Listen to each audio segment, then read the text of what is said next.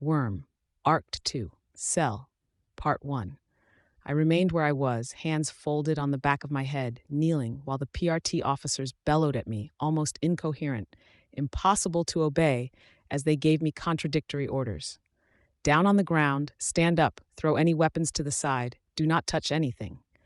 They were afraid to approach, too, apparently. Maybe word had gotten out about what happened to Armsmaster when he'd gotten a hold of me at the fundraiser. They each stopped about 10 feet from me, forming a loose ring. I thought they might have hit me with one of their non-lethal weapons, but they didn't shoot. Maybe the audience was giving them second thoughts. Miss Militia broke the stalemate, such as it was. I could see her put one hand on Clockblocker's shoulder, giving him a gentle push. In his white costume, he advanced. He was inscribed with images of clocks in gray, some animated, little hands spinning at different speeds at his shoulder, the center of his chest, and the backs of his hands, places where the armor panels were broadest. He crossed the perimeter of guards, getting closer to me. When I didn't react, they seemed to take that as permission to move closer. The bellowing reached a crescendo, and one officer was apparently unhappy that I wasn't already lying prone on the ground. He planted a heavy boot between my shoulder blades, then thrust me into the ground.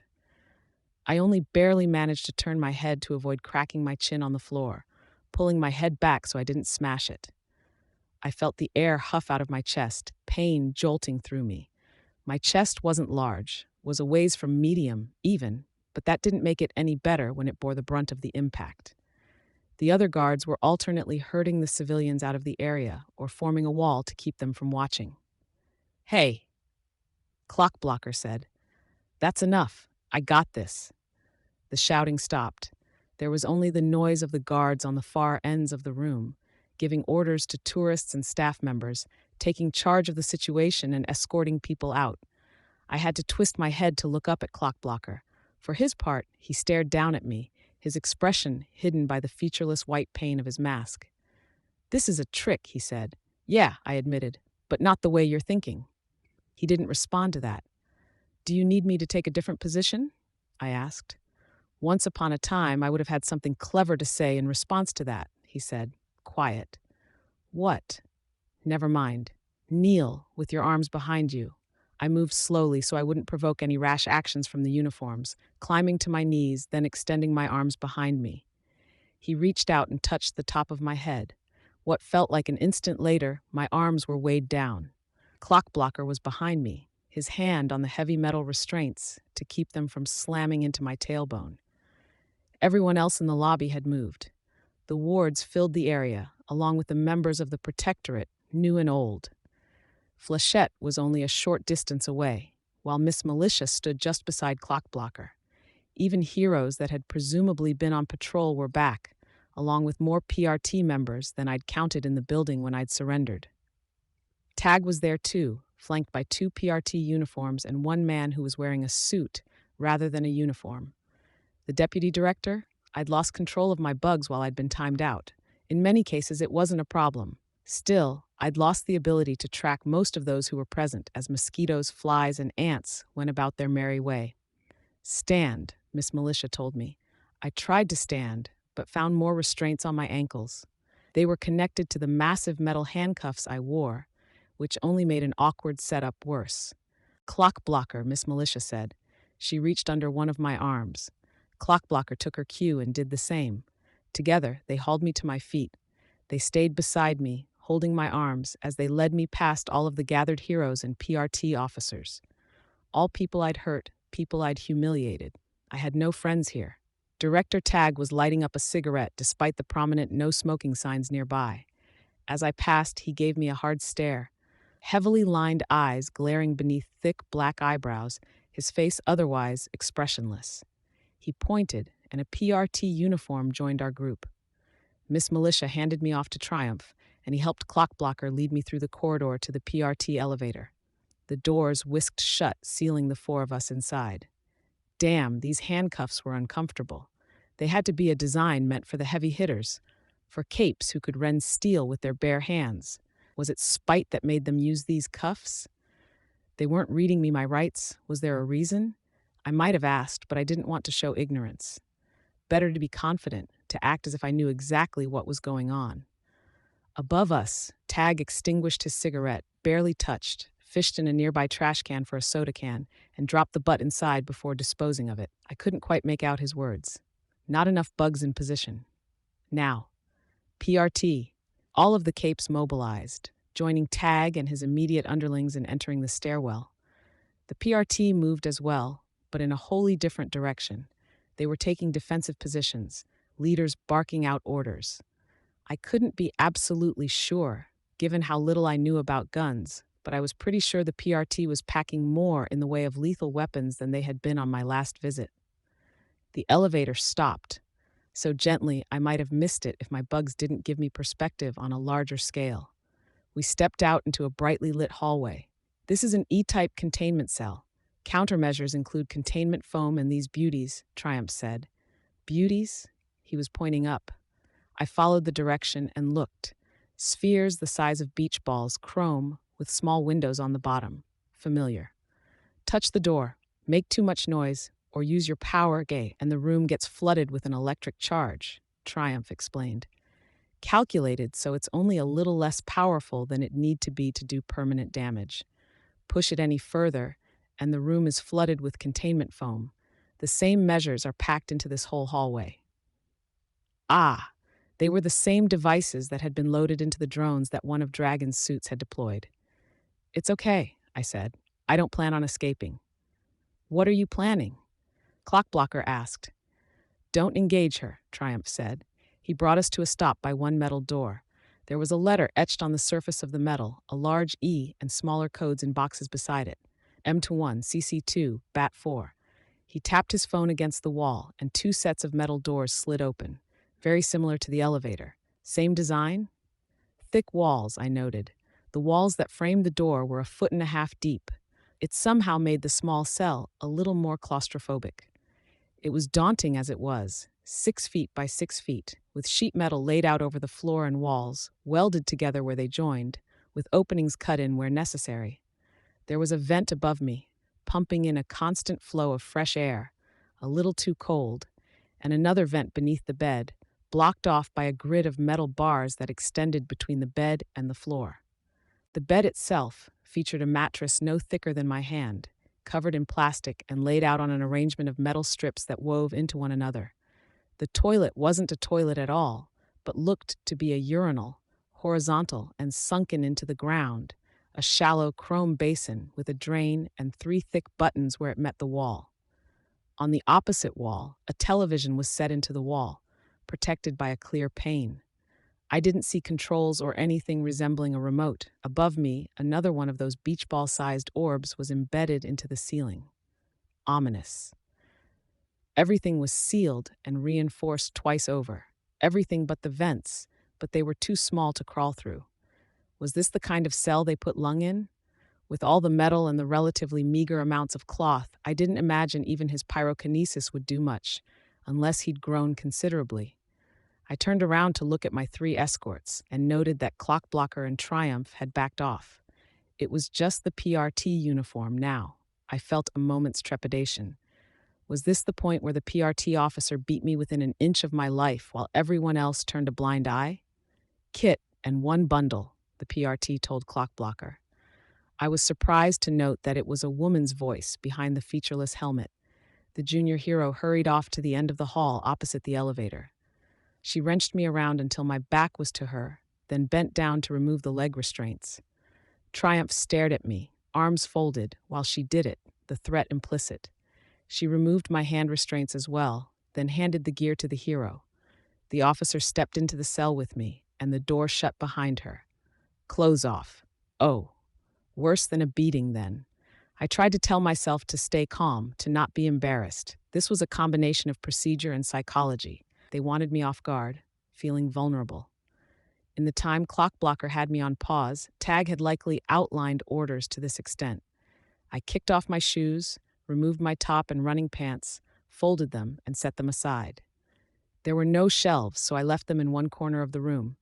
The PRT officer undid the neat folding, rifling through pockets for something, anything, then left my clothes in a heap. Once I had my underwear off, she checked it, then gave me my next order, glasses. I removed my glasses and handed them over. She turned them over in her hands, twisted and manhandled them until I worried the frames would snap. Shower. Rinse off until I say stop. I gave her a quizzical look and she pointed. I crossed the room to investigate. Above the toilet, there was an opening in the wall, about 4 feet above the ground. 3 buttons, the uniform said. Flush, sink, and shower. Squat to use the bathroom. Get on all fours, or squat to shower. If the screen flashes yellow and beeps, that means cameras are going on and someone's got something to say to you. You'll have 6 seconds to finish your business and cover up. Screen flashes red, beeps twice. It means doors opening. Again, 6 seconds to cover up. A little inhumane, I thought. Would that be more psychological pressure? Regular visits? Interrupting my sleep? Unreliable privacy? Rinse, she repeated. Maybe Tag wants me to snap and attack her, I mused. But I did as she'd asked. The spray was lukewarm, and the stream was directed into the toilet, using the same drain, which made it awkward to get underneath without actually crouching in the toilet itself. That was only compounded by the fact that the vent was still blasting in cool air, chilling the parts of me that weren't immediately under the stream. I grit my teeth, told myself that Lung had probably dealt with it, wedging his 6-foot-plus frame beneath the stream. It would have been worse for him, being larger, blind, missing something between the legs. Except he maybe hadn't had a guard in the room with him. Too dangerous. For an instant, I wished I had enough of a reputation that this woman wouldn't be there, watching me. The door opened partway, while I stood there dripping. She was kind enough to block the opening with her body, so I didn't flash the 2 young heroes. She threw a bundle onto the bed. A towel? Clothes? I started to move towards it and she barked out, "Stop." Apparently I wasn't allowed to dress. She had more things in her hands. A toolkit. She fished out a set of sterile gloves. Allergies? I'm allergic to bee stings, I said, trying to inject some levity into the proceedings. I couldn't see her expression. Damn it, I was wet, beaded with moisture, my hair clinging to my scalp, and doing my best not to shiver as I cursed the cold air that flooded the room. I used my fingers and fingernails to comb my hair back away from my face. Latex allergy? No, I said, and I was joking about the bee stings. Not even a recognition of the joke. Are you on any medications? No. Birth control? No. Condoms, I thought. 2 ways we can do this. You cooperate, takes 5 to 10 minutes to do a full search. You fail to cooperate, if you fight me, bite, or struggle, I step outside and we turn on the countermeasure, and then do a search while you're incapacitated. Her head lifted fractionally, as if she was glancing up at the electricity dispensing orb above. I'll cooperate, I said. Oh, how glad I was that I could focus my power elsewhere, distract myself. Tag had arranged everyone in a conference room upstairs. The heroes, suits, and uniforms I presumed were key members of the PRT, and 1 or 2 more, who sat a distance away from the director and his people. Plans, Tag said. Go. We bring Defiant and Dragon in, Miss Militia said. They ship her to another PRT office, where we can hold her until a trial. Sensible, Tag said, except we expose ourselves to attack while ing her. We're vulnerable to attack here, Miss Militia said. We can't act until we know what she's doing, another cape said. A woman with a high collar, dovetail. What's her plan? There was a silence. Thoughts, Miss Militia? Tag asked. She's intelligent. In every case we've crossed paths with her, she's proved resourceful. She was confident and self-assured when she turned herself in. Whatever this maneuver is, it was calculated. Mrs. Yamada? Tag asked one of the people in suits at the far end of the table. I've read up on her, studied the records you have of her, talked to the students that knew her best, for better or worse. Greg Vader, Emma Barnes, Sophia Hess, Madison Clements, her teachers, her father. I'm not so convinced. You disagree with Miss Militia? I can't say for sure without talking to the girl, but actual surrender isn't impossible, given my understanding of her. I'm not saying she's not surrendering, Miss Militia said. I'm saying she's plotting something. The 2 things aren't mutually exclusive. She could be attempting to bring down the PRT, Assault said. Do it from within. With the charges we have lined up against her, she can request a jury trial.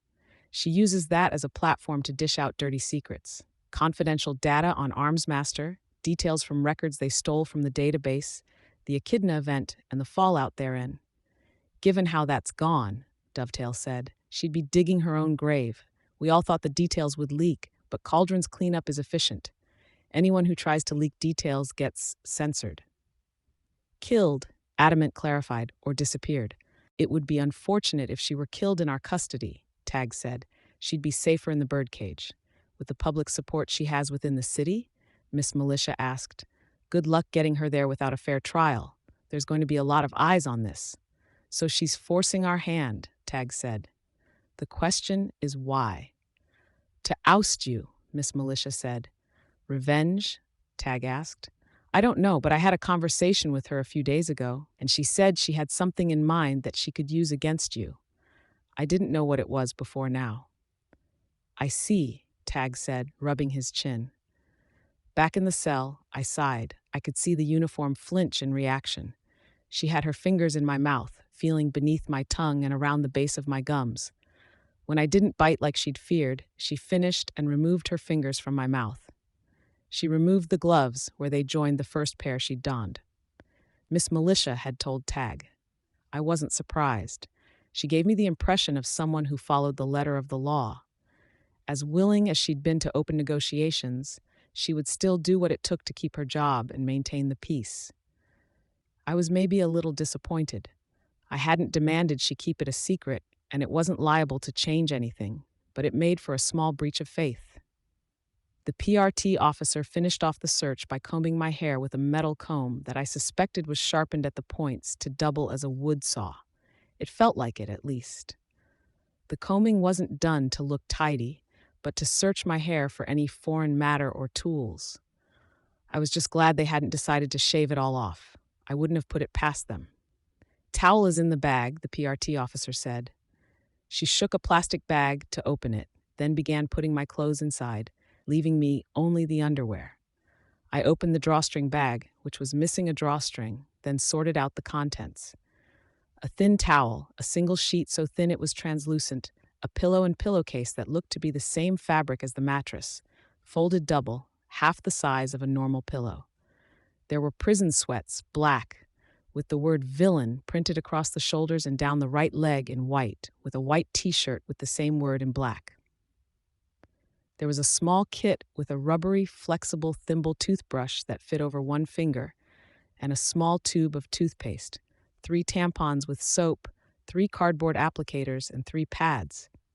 Not that it mattered. I'd been under enough stress the past few months that I'd missed my periods entirely.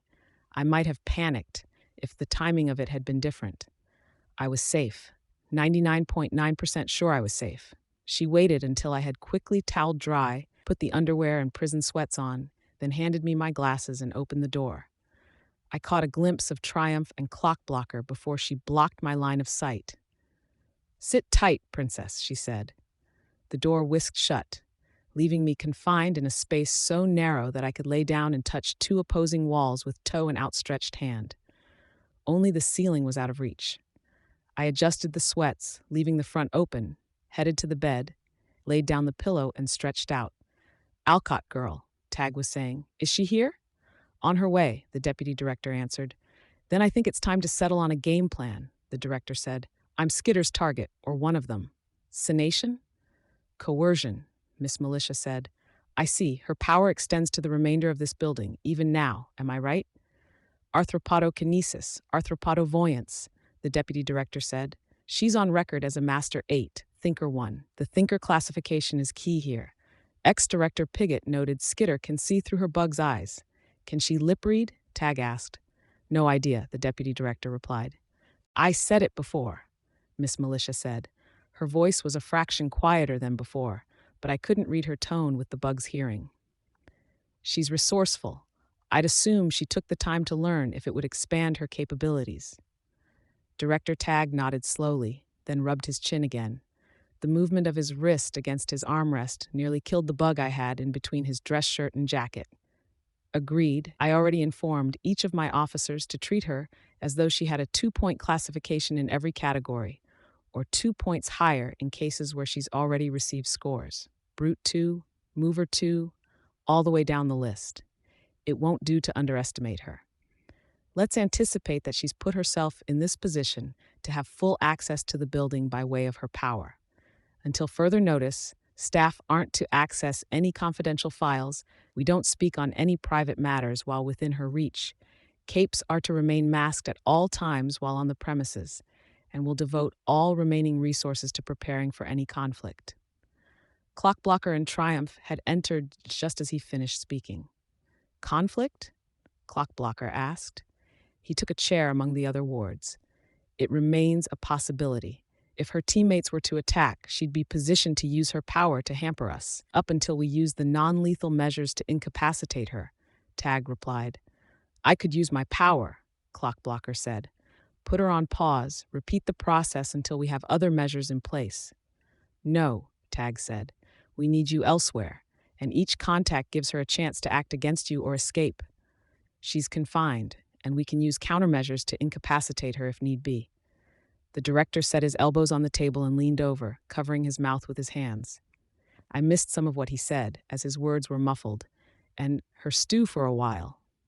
Ah, so the psychological pressure extended another step, a strip search, a claustrophobic cell, stripping away my possessions, and now he planned to keep me cooped up in here until my composure cracked. Not so effective if I was being put on pause, with only a fraction of the time passing. The alternative, Assault said, is that this is exactly what she wants. She wants us to react. It's possible, Tag said, getting us agitated, getting media attention, having us call in assistance, only to humiliate us further. You're bringing in help? Miss Militia asked. We'll see, Tag said. He touched his face as he spoke, and it muddled his words. I recommended in dealing with her. It would be best if you didn't use your computer with her watching. No need. I remember what we discussed, Miss Militia said. I'll arrange it. Make any and all calls outside of her power's range. We will, Miss Militia said. If she's fight a war over the city's heart, let's make the first move. We contact the media control they have access to, make sure the first thing the public hears is our side. Make sure we make some mention of Accord and Hellhound's penchant for chewing up people who trespass on her territory. I'll see to it, the deputy director said. Odd to be so utterly helpless while I watched my enemies maneuver against me. I wouldn't use my power here. I couldn't talk to them or request anything. I shifted position, and the metal bands squeaked. I couldn't find a position to lie down and wound up sitting. I toweled my hair ineffectually in an attempt to get it dry. An officer out of uniform appeared at the door to the conference room. Media already has the story. Vickery with Channel 12. He's asking us for final comments before the story goes live. Is he on the phone right now? Yes, sir. Tag stood. Tell him I'll talk to him when I'm done here, and I'll make any wait worth his while. Yes, sir. As the uniform left, Tag remained standing at the end of the table. Anticipate confrontation, but don't seek it out. Whatever they have planned, they'll want to rescue her. We can seal off the stairwell access with containment foam, Kidwin spoke up. Seize the elevator to prevent access to the cells. If there's an attack, we shut down the elevator. In the worst-case scenario, they can't get her out before reinforcements arrive from other cities. You can do it fast? Tag asked. Very, Kidwin said. See to it. Where do things stand with the defense system against the bugs? Not done, but I could wrap it up soonish with Sarah's help, maybe. Seer, you'll cooperate? Yes, Sarah replied. Of course. Then it's settled. Everyone else, double the number of patrols, form pairs at a bare minimum, focus on recon more than fighting. Track the undersiders, meet with contacts. Consider this a mid to high priority situation. Keep that in mind if you've any favors to call in and you're weighing whether you should. Miss Militia, ready the measures we discussed and use the wards. We don't want them in a direct confrontation, and they can fend for themselves if ambushed. Yes, sir. With that, the meeting was broken up. Tag headed to his office. The wards moved to the elevator to head down to their headquarters, below the cell that held me, and the protectorate headed out on patrols. My powers range was about 5 blocks. It should have been larger, going by the running theory that feeling trapped extended my reach, but I was in here by my own device. I couldn't necessarily force it. 5 blocks felt oppressively small in the grand scheme of things. I was in a 6-foot by 6-foot cell with thick walls, nothing to read, no television to watch, and only dull metal and chrome to look at. The vague blur of my reflection in the walls was only a dark shadow, the occasional gleam of light of my glasses. Around me, the PRT office buzzed like an anthill I'd kicked. People were heading here and there on tasks and missions, reacting, preparing, anticipating some form of attack. The higher ranking members of the PRT made calls to contacts, prepared and set security measures in place. PRT uniforms got geared up. Off duty teams were called in and prepared, organized in defensive lines around the building. Miss Militia, for her part, sent Flechette on an errand, instructing her to make a phone call and return as soon as possible, and then started organizing the wards. I set bugs on the minute and hour hands of a clock. It was both a curse and a blessing because it made me acutely aware of how slowly time was passing. Things are going crazy, Crucible said. This is big, Clockblocker said. I'm just saying you'd think things get calmer when the Kingpin Queen pin. Crime Lord, Clockblocker said. It's easier. When the crime lord of the city turns themselves in. Vista spun around in her chair to face Crucible. She's probably planning something like getting put in jail, then breaking out and showing us there's no point in trying to catch her because we can't keep her. And she'll do it with teeny-weeny bugs, make Tag look bad, maybe get him fired. Fits, Clockblocker mused. But she can't know she'll escape. What if we did have Dragon and Defiant move her halfway across the country? She used my power to cut Echidna in half, Clockblocker said. She could deal with that too. Again with the Echidna thing, Crucible said. Can't you tell? Classified, Clockblocker, Kid Win and Vista said at the same time. Kid Win didn't even look up from the containment foam dispenser he was tinkering with. Fuck you guys. The screen in my cell flashed yellow, then beeped once, a sound loud enough that it made me jump. I stood from the bed and walked around until I faced the screen. It stayed yellow for long seconds, then went dark. Checking on me? I sat back down. The minutes were ticking away. Tag was counting on this confinement wearing on me, putting me in a different headspace for when he finally decided to come down and grill me. It was working, but probably not to the degree he was thinking. Being manhandled by the PRT officer had been another attempt at getting me outside of my comfort zone. No doubt a gambit, where any resistance from me would be met by a shout from triumph, a beating, and a use of Clockblocker's power before the door was shut in my face. A lack of resistance only making me uncomfortable, putting me in my place, for lack of a better phrase. But again, it didn't matter. My concerns were on bigger things, on the space beyond this cell, on everything I needed to achieve. A family made their way to the lobby. I assumed them to be tourists until the guards let them into the building. 2 adults and a young girl. The Alcotts. Dinah had cut her hair short, reinventing herself, distancing herself from being Coyle's pet. Tag met them at the end of the lobby, then ushered them upstairs to the conference room. They were joined by Mrs. Yamada, her cousin Triumph, and Miss Militia. Tag waited until everyone else was seated before sitting at the head of the table. He pressed a key, and the monitor in my room beeped. I lay down on the bed before the 6 seconds were up and the cameras went on. When he was done looking in on me, he closed the laptop. She turned herself in, Dinah said. Your power pick up on that? Triumph asked. We watched the news, Dinah's mom said.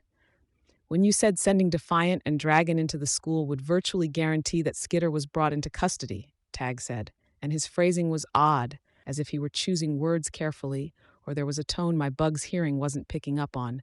You didn't say anything about this. I did catch the emphasis on this as he finished. This, Dinah's father asked. That she'd surrender, nearly a week later. The timing of it, the fact that it could be a ploy. I didn't know, Dinah said. If you have an accusation, Mr. Alcott said, say it outright. I'm saying your daughter was helping Skitter, not us. That everything seems to suggest she was aiding and abetting a known criminal. Are you insane? Mr. Alcott asked. The volume of his voice rose. Those thoughts don't even connect.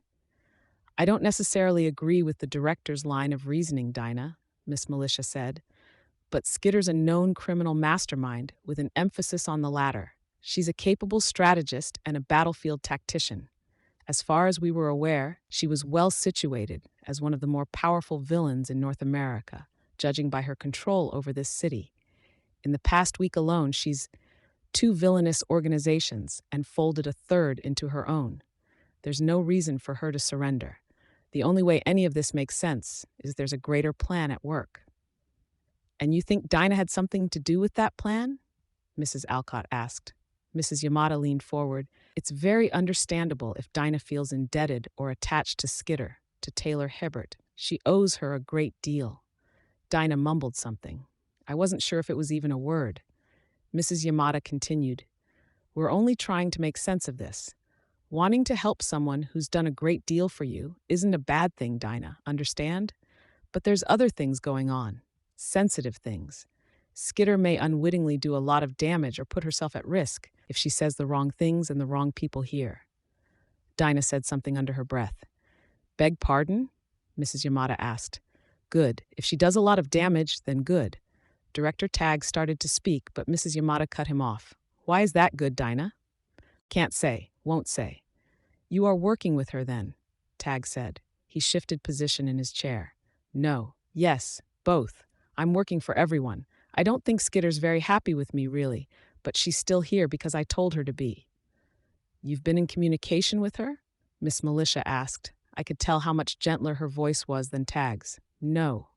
Oh, my lord, Tagg said, leaning back in his chair and staring up at the ceiling. I think I'm about to have an aneurysm. Dinah didn't reply. Do you hate the PRT, Dinah? Miss Militia asked. No. Or heroes? Do you blame us for not helping you when you needed it? No, a little, but that's not important. But you want Skitter to do damage, to hurt us? She'll do damage one way or another. If she didn't come here voluntarily, she probably would have become meaner. It would have turned into a big fight, and she would make a mistake eventually and get brought in. But she decided to surrender, so the same thing happens. I'm glad that happened. All because we revealed her identity, Yamada said. Yes. But we don't know the ramifications of this ploy of hers, Miss Militia said. I do, Dinah replied. But I'm not telling, and I'm charging 10 times as much if you ask me for a number, and then I'll lie, and I won't be able to use my power for a while after. And your bosses don't want that. Not with an Endbringer coming soon. You'll charge us for a number you won't provide? Tagg asked. Yes, because I charge you for asking. I can't help but look for the numbers, so I have to look. And that makes my head hurt if I do it too much. Tagg let his hand drop to the table with enough force to make a noise and make the lid of the laptop in front of him clatter. Why, Dinah? Miss Militia asked. Why do this? For everyone, because we got this far. It makes the numbers a little better. Whatever happens from here on out, it makes the end of the world a little less bad. A little less bad, Triumph echoed her. But it still happens, Tagg said. Almost always. The world ends in 2 years or in 15 or 16. Tagg opened his laptop. Do you have anything to say to Skitter? No, Dinah said. I'm done. Done. Yes, I'm busy. It's only because my cousin works here that I even came. You seem to be playing a dangerous game, Tagg said, testing our goodwill, manipulating us for your own ends. Everyone's ends, and I didn't manipulate you. You asked for a number. I gave it. He ignored her. Helping her when you should be helping us. I don't have to help you, she said. I'm not a good guy. I'm not a bad guy. I'm done working for other people, answering their questions when I don't want to. I work for me and for everyone. Odd to think how much time I dedicated to Dinah and how little I really knew her. There was this, only now, and the discussions we had prior to me taking her home. So little. Tagg was rubbing his temples. Fine. Now, when you said that the outcome of this improves the numbers, I understand that includes sending her to the birdcage? When I said I was done, I meant it, Dinah said. She pushed her chair back. Her parents joined her, standing. You want more answers? Get in contact with my dad. He'll let you know my rates. They change every day. Not a wise business decision for a rogue starting out, Tagg said, without rising from his chair. Offending an organization like the PRT, a young lady like you mouthing off. We could cooperate instead. He was threatening her. I clenched a fist. Dinah looked back at him. I don't think you have any conception how valuable my answers are. I could answer one question a week for people in Asia, and I'd be set for life. I don't care if I offend you. And you don't care about your savior, locked away in that cell? Tagg asked. Dinah stopped in her tracks. Are you threatening Taylor? I don't know, the director said. You said she'll do damage in some form. Maybe we need to stop that from happening. And you said that no matter what happens, the outcome's more in our favor than it was before she surrendered. Why? Is it that important to remove her from Brockton Bay? To unseat her from her throne? I'm not answering any more questions. You'll answer what I ask you to answer, Tag said, because we need to go into this with our eyes open. We can't have Skitter damage us. Director, Mrs. Yamada said, this isn't constructive. The last thing she wants. The last thing I want is another arrogant dickface telling me what to do, Dinah said. You want answers, Director? Fine. 22.813% chance you die painfully over long, slow minutes or hours. Maybe soon, maybe in 20 years, but it'll bring you to tears and you'll wail in pain. That's a freebie. Want more details? Guys, Miss Militia said. You assume I care about that, the director said. You will. Guys, Miss Militia said louder. If you refuse to give us assistance and people get hurt, then that's on your head, Director Tag said. I deal with that every day, Dinah said. I'll cope. Guys, Miss Militia stood from her chair, the feet screeching against the ground. She raised her voice another notch. Look, she pointed at the window. I moved my bugs to check for whatever it was she was pointing at, then stopped. She was pointing at the bugs. They'd reacted to my irritation and were swirling just beyond the window of the conference room, clustering on the glass surface. Is she making a move? Tag asked. No, they're just there, reacting, Miss Militia said. To this, here. She's watching, Tag said. Watching what? There's nothing to look at, Miss Militia said. Think about it, what this is to her. She hears. Mrs. Yamada finished the thought.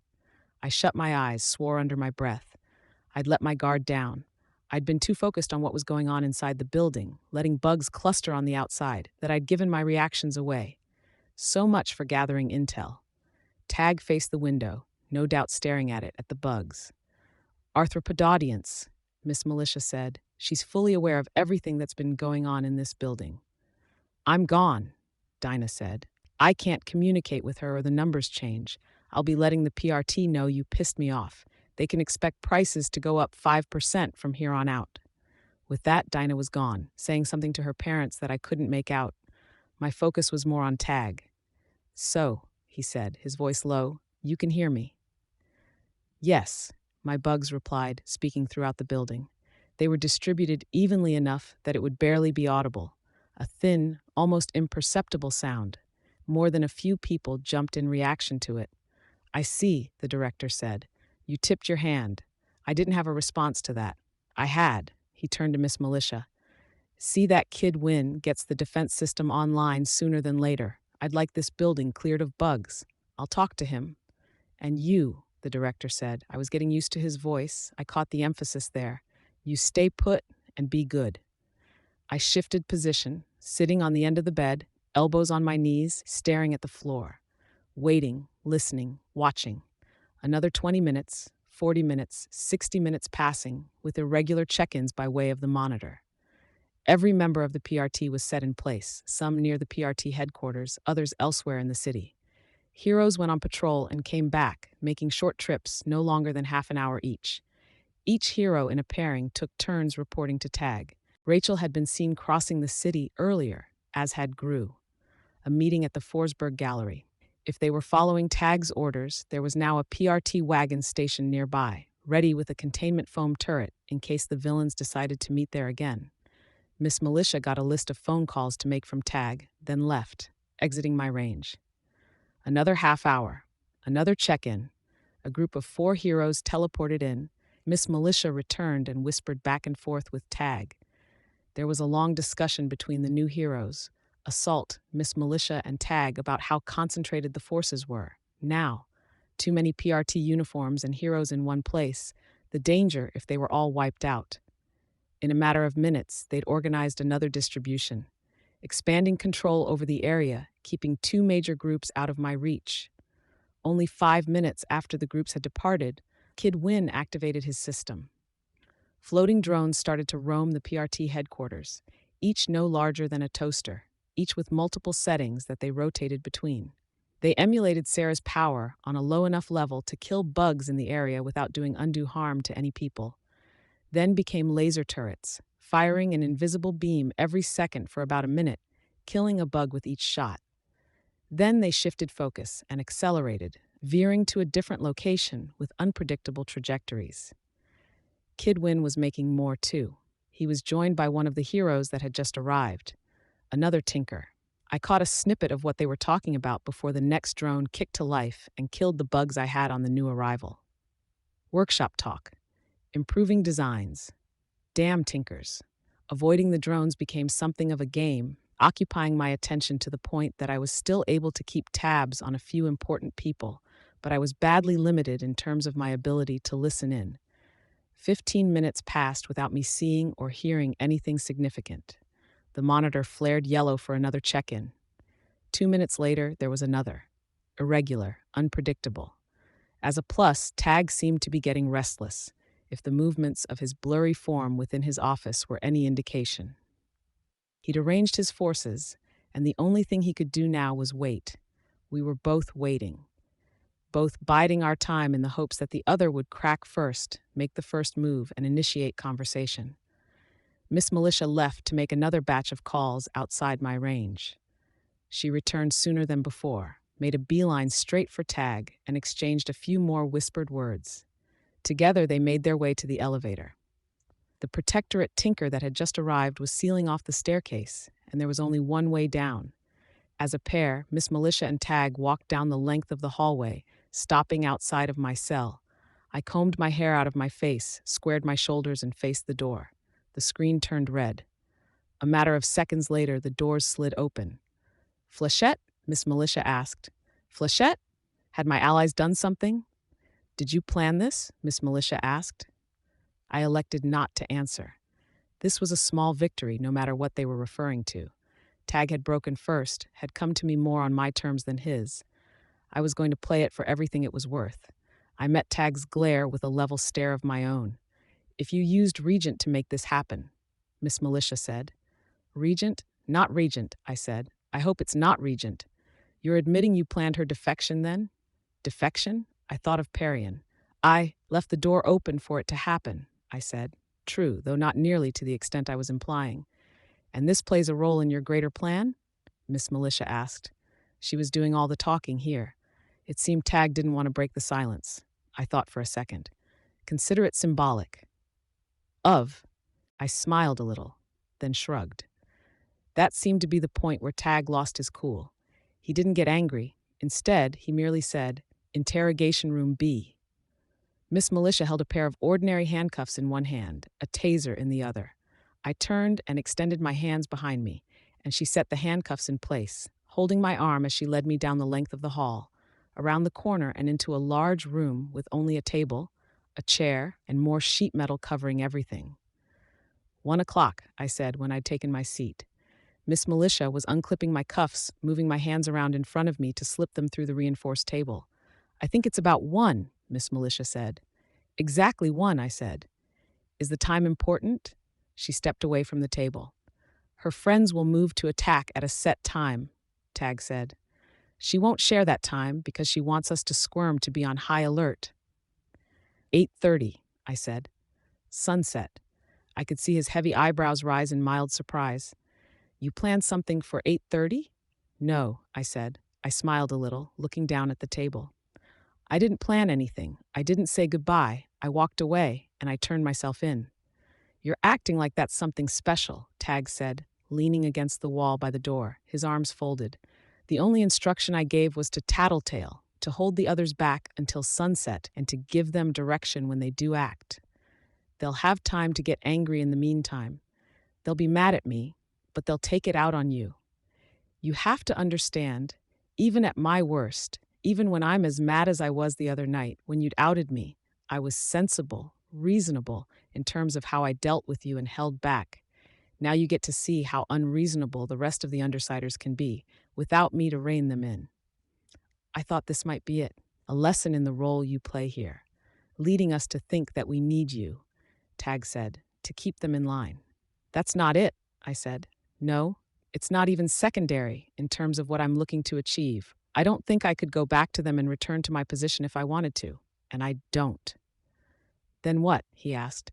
It's a time limit. You saw what we were willing to do to Butcher, to Valifor. Even with that, even there, we were holding back as a group. Trust me when I say that I know my friends. If you stand between them and me, if you hurt me, they're going to go thermonuclear on you, on the PRT as a whole. Tattletale will make sure of it. She'll keep them on target, guide them, and maximize the damage. She'll do most of the damage. You said you weren't going to do any harm to the PRT, Miss Militia said.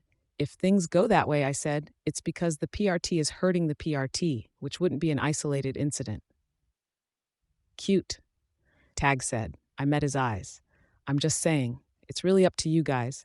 Send me to the birdcage, you lose everything. Things get ugly for the PRT at a critical point in time. I suffer, the Undersiders suffer, you suffer, the world suffers. I stopped, watching him for any sign of doubt, for a waver in his eyes, for a change in his expression or posture. His poker face was good. Miss Militia shifted position, but didn't speak. Or? Tag finally asked. Or you let me call my lawyer, and then you hear my demands, I said. Demands, he growled the word. Demands. I have several conditions you guys will have to meet before I capitulate. I'll bow my head, appear in public, plea bargain, do whatever you want. You get me. Wholesale, no contest, and no complications. The PRT gets a victory at a point in time when, like I said, it's most vulnerable. I studied his expression, then looked at Miss Militia. It's your choice. You won't like my demands. They call for big changes.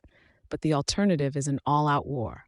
I think Miss Militia will agree with me here. If the PRT doesn't hear me out, it deserves what it gets. Worm, Arc 22, Cell, Part 2.1. Miss Militia handed me a phone and uncuffed one hand from the table. I dialed the number I'd memorized and waited while she and Director Tag watched. Mr. Collett, Esquire, the voice on the other line said. He sounded distracted, and the voice was slightly muffled. I could hear noise in the background, voices. It's time, I said. I'm at the PRT headquarters, second basement floor. Miss Hebert, excellent. I was just telling myself that I'd almost run out of things to see in your city here, and was about to let myself start being concerned for your welfare if it got much later. I'm in your territory as we speak. My territory? Getting a sense of who you are as a person and a personality. There's a number of people here who are very concerned for your welfare. They don't quite believe me when I say I'm looking out for your interests. Okay, I said. Big guy? Beard? A young lady, dark-haired. I thought for a second. Tell her, fly in a paper box. He didn't cover the mouthpiece of his phone as he spoke the phrase. There was a pause, then Mr. Cowley spoke into the phone once again. That did it. I don't really care, I thought. I just didn't want him getting in any trouble. How soon can you be here? A 5-minute drive. It's not a 5-minute drive from there to here. I'm a fast driver. No need to worry, but maybe don't mention it to the law enforcement officials that are looking over your shoulder. Do you have any preferences for donuts? Coffee? There was a murmur on the other end. Someone's telling me you want tea, he asked. Just get here, I was about to say. Then I reconsidered. I knew where he was, and I was tempted at the thought. Besides, I knew Tag was watching me. A BLT on toasted white and a sugar donut, and tea. They don't sell any tea here, but I'm sure we can contrive to get you some in a timely manner. I trust you haven't said anything to the glowering heroes? No. Excellent. Keep your mouth shut now. I'll be there in 6. With that said, he hung up. A sandwich, donuts and tea, Tag said. He had his arms folded. I smiled a little, but I didn't reply. Very casual, he mused. He took the phone, gripped my wrist in his hand, and set the handcuff back into place. I shifted position, and the movement raked the chain of my cuffs against the ring that held them fixed to the table. It was hard to get comfortable. The table and chairs were bolted to the floor, and my hands were held in front of me. I got the impression the setup was meant for villains just a touch taller than I was. I couldn't quite lean against the chair back without the cuffs cutting into my wrists. I'm trying to figure you out, Tag said. I ignored him. My aims aren't very high. I'm not a psychologist like Mrs. Yamada. I'm not experienced in the ins and outs of the traumas you capes go through or the damage that shit causes. You and I haven't really squared off yet, like you have with Miss Militia. Those two understand you on levels I never could. I glanced at Miss Militia. Her expression was inscrutable behind the stars and stripes scarf she wore over the lower half. I'm setting my sights lower than that. I'm trying to figure out if you really think you have the upper hand here, if you're arrogant enough to expect everything will go your way.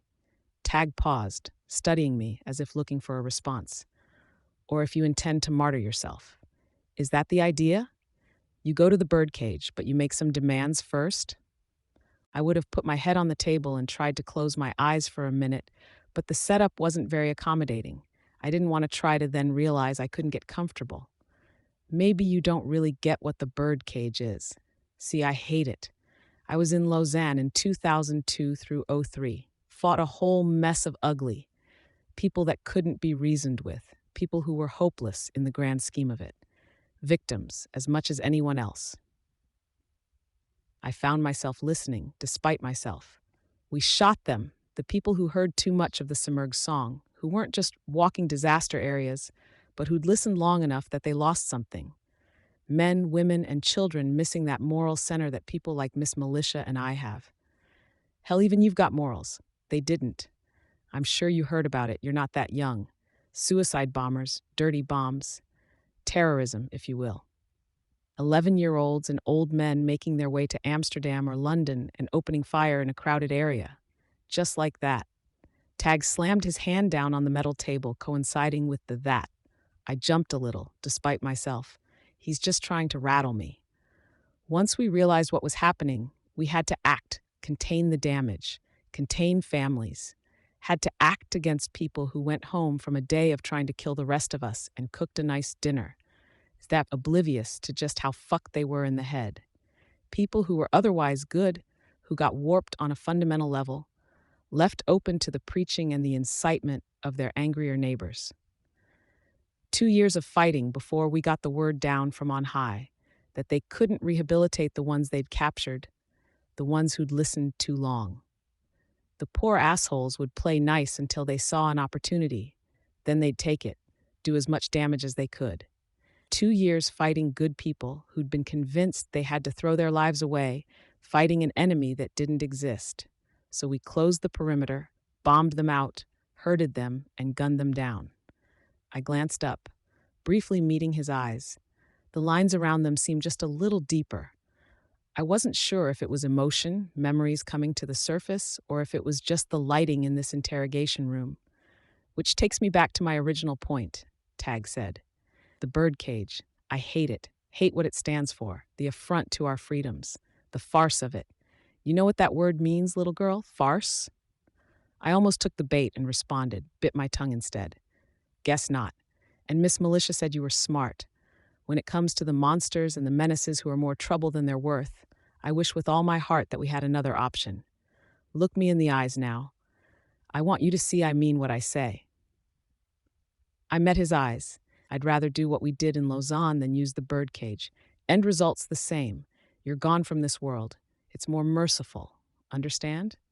If it was legal, if I got the okay from on high, I'd make you kneel in the center of this very room and end you with one well-placed bullet. Better than you getting in a van and getting disappeared, dropped into a pit that some of the scariest, meanest capes around haven't figured out how to escape. A literal hell on earth. Disappeared. But as much as I hate the birdcage, I'll gladly use it if it gets menaces like you off the streets and out of the way of civilized Americans who are trying to live their lives. And my bosses know that. They know I'm just as stubborn as the worst of them because I've fought bastards like the sad souls in Lausanne who didn't even know how to yield, and I outlasted them. I wasn't sure I could have responded if I'd been willing to open my mouth. I want you to think on that. As much as you see me as an asshole, maybe you look down on me because you think you're smarter than I am. But you think about what it means that I'd sooner shoot a misguided, six-sided 16-year-old girl than send her to that place. And I'd sooner send you there than let you go free to keep perverting the system. My lawyer's here, I said. I could sense him, striding through the lobby to talk to a receptionist at the front desk. Mr. Kale, he's upstairs. Someone will show him the way down here, Tag said. You and we can keep chatting here. I shut my mouth, frowning. Miss Militia wasn't acting, Wasn't saying a thing. I wonder if you realize what you've really done, pulling the shit you have in this city. Forget the PRT, forget me and the people I work for. Let's talk about the grander perspective. The precedent this shit sets. You know, there's already been others who tried to do what you're doing?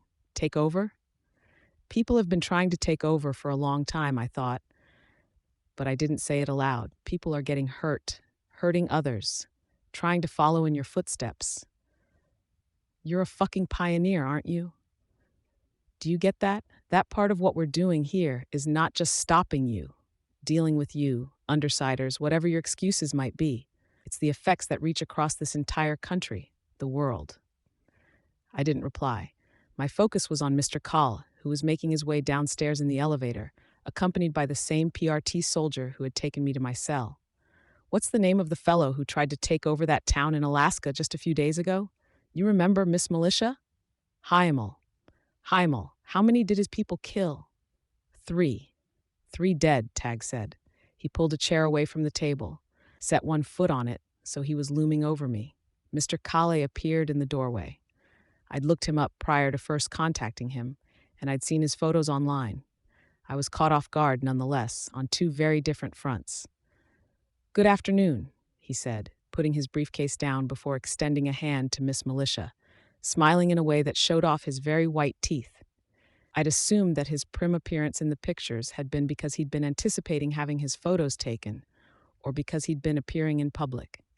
His black hair hadn't just been cut, it had been styled, his eyebrows shaped. He had long eyelashes, I noted, and a small cleft in his chin. He was an exceptionally handsome Latino guy, in a light gray suit with a white vest beneath and a red tie. He had a folder and a paper bag under one arm, in addition to the briefcase he'd put down.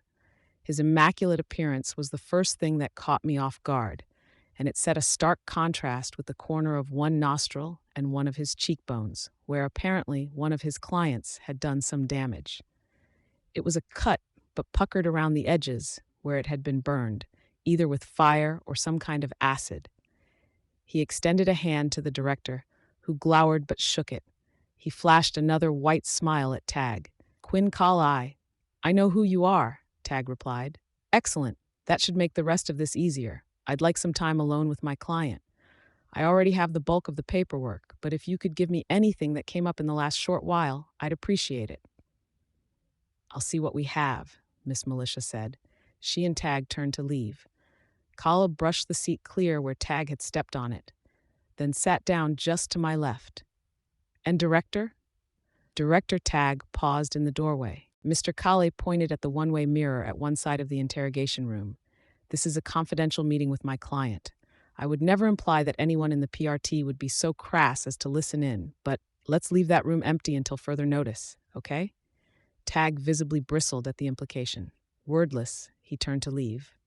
And cameras stay off, Mr. Kale called out at the director's back. Tag shut the door with a little more force than necessary.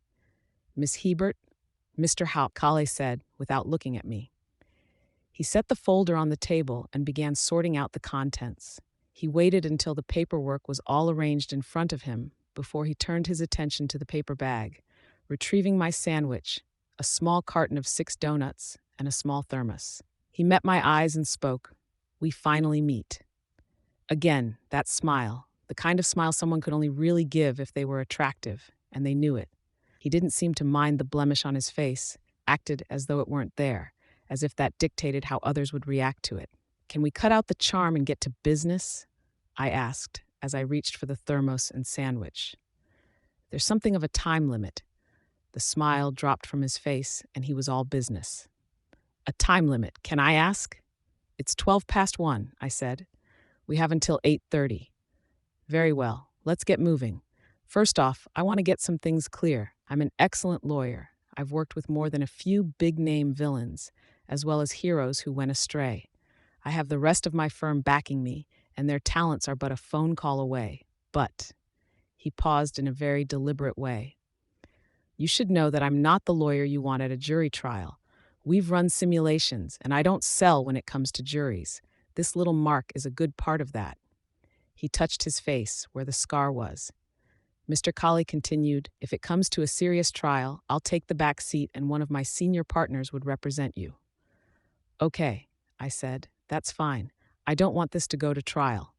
"All right, we can work with that. In the meantime, let's see what we're up against." He turned the first page in one of the neatly bound sheafs of paper. "Charges, chime in, but don't panic, all right?" "Okay," I said. April 10th, criminal negligence with a parahuman ability, 16 charges of assault, 16 charges of battery with a parahuman ability. I tried to think. April 10th? Early in my career? Lung, I said. I attacked him and his gang. They're seriously charging me for attacking Lung's henchmen? They're going to charge you with everything they think they can get away with and see what sticks. Depending on who they could actually find and convince to testify, they'll drop charges after the fact. We can maybe use that, or we could, if circumstances were different and we were wanting to take this to trial. No need to worry. Gut reaction? Could they make it stick? The lung part, yes, but the rest, probably not. Okay, let's run down the list. April 14th, 32 charges of willful felony assault with a parahuman ability. 32 charges of hostage taking, technically domestic terrorism, each perpetrated with a parahuman ability. Robbery with a parahuman ability, willful damage to government property, disturbing the peace. The bank robbery, I didn't damage any property. Right, April 24th, one case of battery. I don't remember that. And Emma Barnes, she appeared. Right. No, I remember what that was. It happened, didn't think anything would come of it. One of the girls who bullied you. Odd that they took their time filing charges on it, only this past week. Tag must have talked to her. I shrugged. Moving on then. Incidents taking place at the Forsberg Gallery, May 5th. 5 cases of assaulting a law enforcement officer. 5 cases of battering a law enforcement officer, 3 performed with a parahuman ability. That's attacking the heroes? No, that'd be an entirely different charge, and my lawyer flipped through the papers. Just double-checking. There's a conspicuous lack of charges involving your altercations with major heroes. It could be that they discussed it and didn't feel it necessary. Things get complicated when capes take the stand, given the issues of identity and character, and they might not have wanted to dredge up old business. If not that, the only way I could imagine it is if the heroes in question withdrew all charges. He pitched his voice to make the statement into something of a question. I thought of Armsmaster. Him? Maybe. But assault? Miss Militia? That was harder to picture. The wards? Harder still. I don't know which it is, I admitted. All right, something to look into if we have time. Still on May 5th, 81 charges of willful felony assault. Still at the fundraiser. He raised one eyebrow. I only nodded confirmation. Skipping ahead a month to June 3rd, we've got complicity towards 1 count of kidnapping using a parahuman ability. This was Sophia Hess, one of the girls who bullied you. Extenuating circumstances, perhaps, he said. He made a note in the margins of the document. June 4th, you're supposedly complicit in Class 2 extortion with a parahuman ability, criminal negligence with a parahuman ability, and false imprisonment with a parahuman ability. They can probably make that stick. June 5th, treason. Treason. That would be, in effect, declaring war against the government of the United States of America. That's not what I did. It's what they're going to say you did when you took over the territory. I'd expect they already have strong arguments lined up on that front. On the same day, 30 cases of assault and battery. 6 cases of aggravated assault with a parahuman ability. I nodded. June 8th, 8 cases of assault with a parahuman ability. June 9th, we've got 12 more. June 10th, 3 cases of assault with a parahuman ability. 1 case of assault in the 3rd degree. All right, I said. 13th, we have 3 more cases of assault with a parahuman ability. Makes sense. 16th of June, disturbing the peace, property damage. I nodded. The days were starting to blend into one another, to the point that I wasn't sure I could guess which charges were referring to which events. 17th, 5 charges of assault and battery. 1 charge of aggravated assault with a parahuman ability. 1 charge of criminal extortion. Attacking the mayor, I said, almost relieved to be able to pinpoint the crime in question. And his family, it seems. Mr. Colley paused, then paged through the rest of the pad. June 18th, destruction of government property, 4 counts. hostage taking, assault and battery of a law enforcement officer. June 19th, complicity in another count of treason. Complicity in manslaughter, 19 counts. I nodded. Dragon and fighting in the debate. Given Dragon's response in the cafeteria, I'd almost expected her to drop any charges involved in the destruction of the suits she'd sent against me. Maybe people higher up than her had charged me anyways. Then there was the manslaughter. Apparently, the murders were staged. We'll have to look into that. And that's the last we have in our actual records. The PRT was slow in sending us the rest, but Miss Militia should deliver it soon. There's been more in the last week, I take it? More assault and battery, I said, feeling a touch weary. Whatever charges come up with the thing at the school. I sort of arranged to have a psychopath kill herself. However you'd charge putting maggots in someone's eyeballs, in self-defense. He didn't even flinch at that. I see. And any other charges that might catch us by surprise? Premeditated murder, I said, of a law enforcement officer. Miss Militia knows, but she's kept quiet on it. I see, Mr. Callie said. He frowned briefly. It was Coyle. Director Thomas Calvert was Coyle. All right then, Mr. Callie said. He met my eyes, then smiled. Believe it or not, I've handled worse.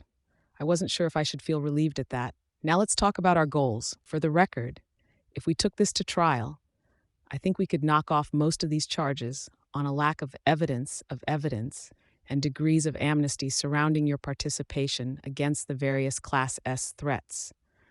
They're going to want to put together a jury that hasn't heard of you, which would be difficult. To those people, it's going to sound downright preposterous that a 16-year-old girl is being charged with treason and terrorism, especially after we reduce the number of assault and battery charges to single digits. I don't want a jury trial, I said. I've said this twice now. I know, Mr. Calais said. Hear me out. I'm wanting to make sure our expectations are realistic. Theoretically speaking, I think we could get you charged as a minor. Paint a picture of a bullied teenager pushed to the limit, caught out of her depth, and following the Leviathan attack, ensnared in an ugly situation where she's trying to protect people, and the heroes are being unreasonable in how they interact with her. We could use the unwarranted unmasking to indicate just how aggressive and ruthless the PRT has been in regards to you. And if I decided to plea down in exchange for certain considerations, we can still reduce the charges, which would help reduce the penalties you'd face. But where I'm confident we could get you off in a trial by jury, you'd face some consequences if you insisted on taking this route. All right, I said. I can live with consequences. In terms of holding them to the terms I stipulate, is there any way to set it up so they can't change their minds after they've gotten what they want from me? We can prepare a contract, but that only imposes financial penalties, Mr. Calais answered me. The PRT could theoretically get it thrown out of court, and that's ignoring the possibility that you could be sent to the birdcage. It would depend on the penalties you're able to levy against them. He trailed off. I thought of Tattletale. I think I have some ideas. Excellent. But the best way I'm thinking is to make it all common knowledge. Let the rest of the country hold them to it. It would depend on whether we could share the details with John and Jane Q. Public. Can we talk about the terms then? I asked. We can. I got the impression you were able to tell time? It's 1:27, 6 hours and 3 minutes left. Right then, he made a pained expression. A good thing I told my wife I wouldn't make it to dinner. I'll get a few of my coworkers on the line. They can pitch in and put an intern to typing things up while we hash this out. You don't have much ground to stand on, but we can make the legal ramifications as ugly as possible for them if they throw you under the bus. Worm, Arc, 22, Cell, Part 2.2. It took 1.5 hours roughly to get everything worked out and organized. After that, I had to put up with 20 minutes of waiting while Mr. Colley's law firm typed it and emailed it to us. It took 10 more minutes for my lawyer to run to a nearby print shop and get the paperwork we'd put together. Mr. Colley then insisted on reading the entire thing through. The wait was almost intolerable. 15 more minutes passed as he went through it page by page, with agonizing slowness. I winced a little every time he stopped and went back to check earlier details against whatever it was he was reading. It's bare bones, he finally said. I didn't expect much else, I said. We could have done better with more notice, I have to say. Too many variables to lay anything out ahead of time, I said. Very well, let's bring them in. More minutes ticked away as we waited for the others to arrive. Director Tag, the deputy director, Miss Militia, Clock Blocker, and Mrs. Yamada, they were gathering in force. Tag took a seat opposite us, Miss Militia to his left, his second in command to his right. Let's hear it, he said. Mr. Kale stood, then walked around the table, handing each person present a copy of the document. I was the only one who didn't have one in front of me. My client, Taylor Hebert, is offering official surrender to the PRT for a select handful of crimes. This surrender and an admission of guilt would be televised locally, nationally, and possibly internationally, dependent on which outlets were prepared to cooperate. In exchange, my client, Taylor Hebert, known by the alias Skitter, requests some concessions from the Protectorate, PRT, and wards. Televised? Tag asked. It serves as insurance for my client, and it serves to signal the undersiders to stand down, should they be considering any sort of aggression for the capture of their leader and friend. Right, Tag said. Let's pretend she didn't plan for that. Go on. To begin with, the remaining members of the undersiders will be given leniency for past crimes, with the understanding that the undersiders are serving to police this city's underworld where the Protectorate is unable. The group would cease to be the target of any aggression or harassment on the part of the PRT, Protectorate, or wards. This fact would not be disclosed to the public, but would serve as a truce to allow both sides to carry out their respective duties in the service of Brockton Bay. You're kidding me, Clock Blocker said. You want us to play nice, Tag said. I watched Miss Militia. We'd already discussed this point. I'd gauged her response. Now I was putting it out there in simple, clear terms, making it official. I couldn't be sure if she'd hold to her word or if it would collapse under the bureaucracy. I'd tested her once, and she'd informed Tag of what I was planning. This would be a second test of sorts. Special allowances, Mr. Kale said, would be made for crimes committed in the future, within specific limits detailed on page 3 of the paperwork you have in front of you. You want to neuter us. Director Tag said, stop us from policing the criminals who run this city. As my client phrased it, Director, we're hoping to free you to focus your efforts on real targets. You can want it and begin again, Tag said, but I won't stand by and watch it happen. Quite all right, my lawyer responded. He flashed a smile. I expect that's why Miss Hebert has asked that you retire, Director Tag. Her colleague, known by the alias Tattletale, has apparently confirmed that you've put in the requisite number of years. You could collect your pension without issue. I watched as Tag leaned back in his seat. He gave me a smug look. He thinks he got to me. You're dangerous, I said. You've got a soldier's mentality at a time when we need peace. You'd let the world burn to give me a bloody nose. You said it yourself. You're unyielding, and we need compromise. A reality that Miss Hebert feels Miss Militia would be better equipped to accommodate, my lawyer added. That's our third term. There weren't any retorts or rebuttals from the good guys. Instead, they exchanged glances across the table, everyone looking between Miss Militia and Director Tag. The PRT is led by non-capes, Miss Militia said. That can change, I said. Nearly a week ago, you and I had a conversation. We talked about the issues within the PRT, the fact that you had to kowtow to non-capes and all the problems that posed. I think the non-capes who tend to find powerful positions in the PRT are getting there by dangerous roads. They tend to have backgrounds with the police, military, and anti-parahuman strike teams. It sets up a combative mindset where we don't need one. With a cape in charge of the local team, at the very least, I could hope that there'd be a shared perspective. You think Miss Militia would be easier to manipulate, Tag accused me. I think she's a no-nonsense type. I know she's a respected cape, that her power, it's not one you want to cross paths with, so there'd be little doubt she could put up a fight if it came down to it. And she listens. She doesn't always do what I'd want her to, but I can live with that. This sets a precedent, Miss Militia said. One that I doubt our superiors would be happy with. One I doubt the public would be happy with. When I showed up the night you guys outed me to the public, Tag was boasting about your fantastic public relations department, I said. How virtually anything could be sold to the public given time. It's ultimately up to the director, Triumph said. But what if, hypothetically, we had a figurehead leader, with Miss Militia as the person that was really calling the shots? I shook my head. Not good enough. You actually have the temerity to play hardball? Tag asked, his voice rising a notch. I think you're missing the fact that you're securely in our custody and you already surrendered. If it comes down to it, we can see you shipped off with Dragon and Defiant, keep you airborne and away from any large body of insects until your trial by teleconference. And my teammates? I asked. That's up to you, he said, but I don't think you have it in you to sacrifice them for this. I guess I have a higher estimation of them than you do.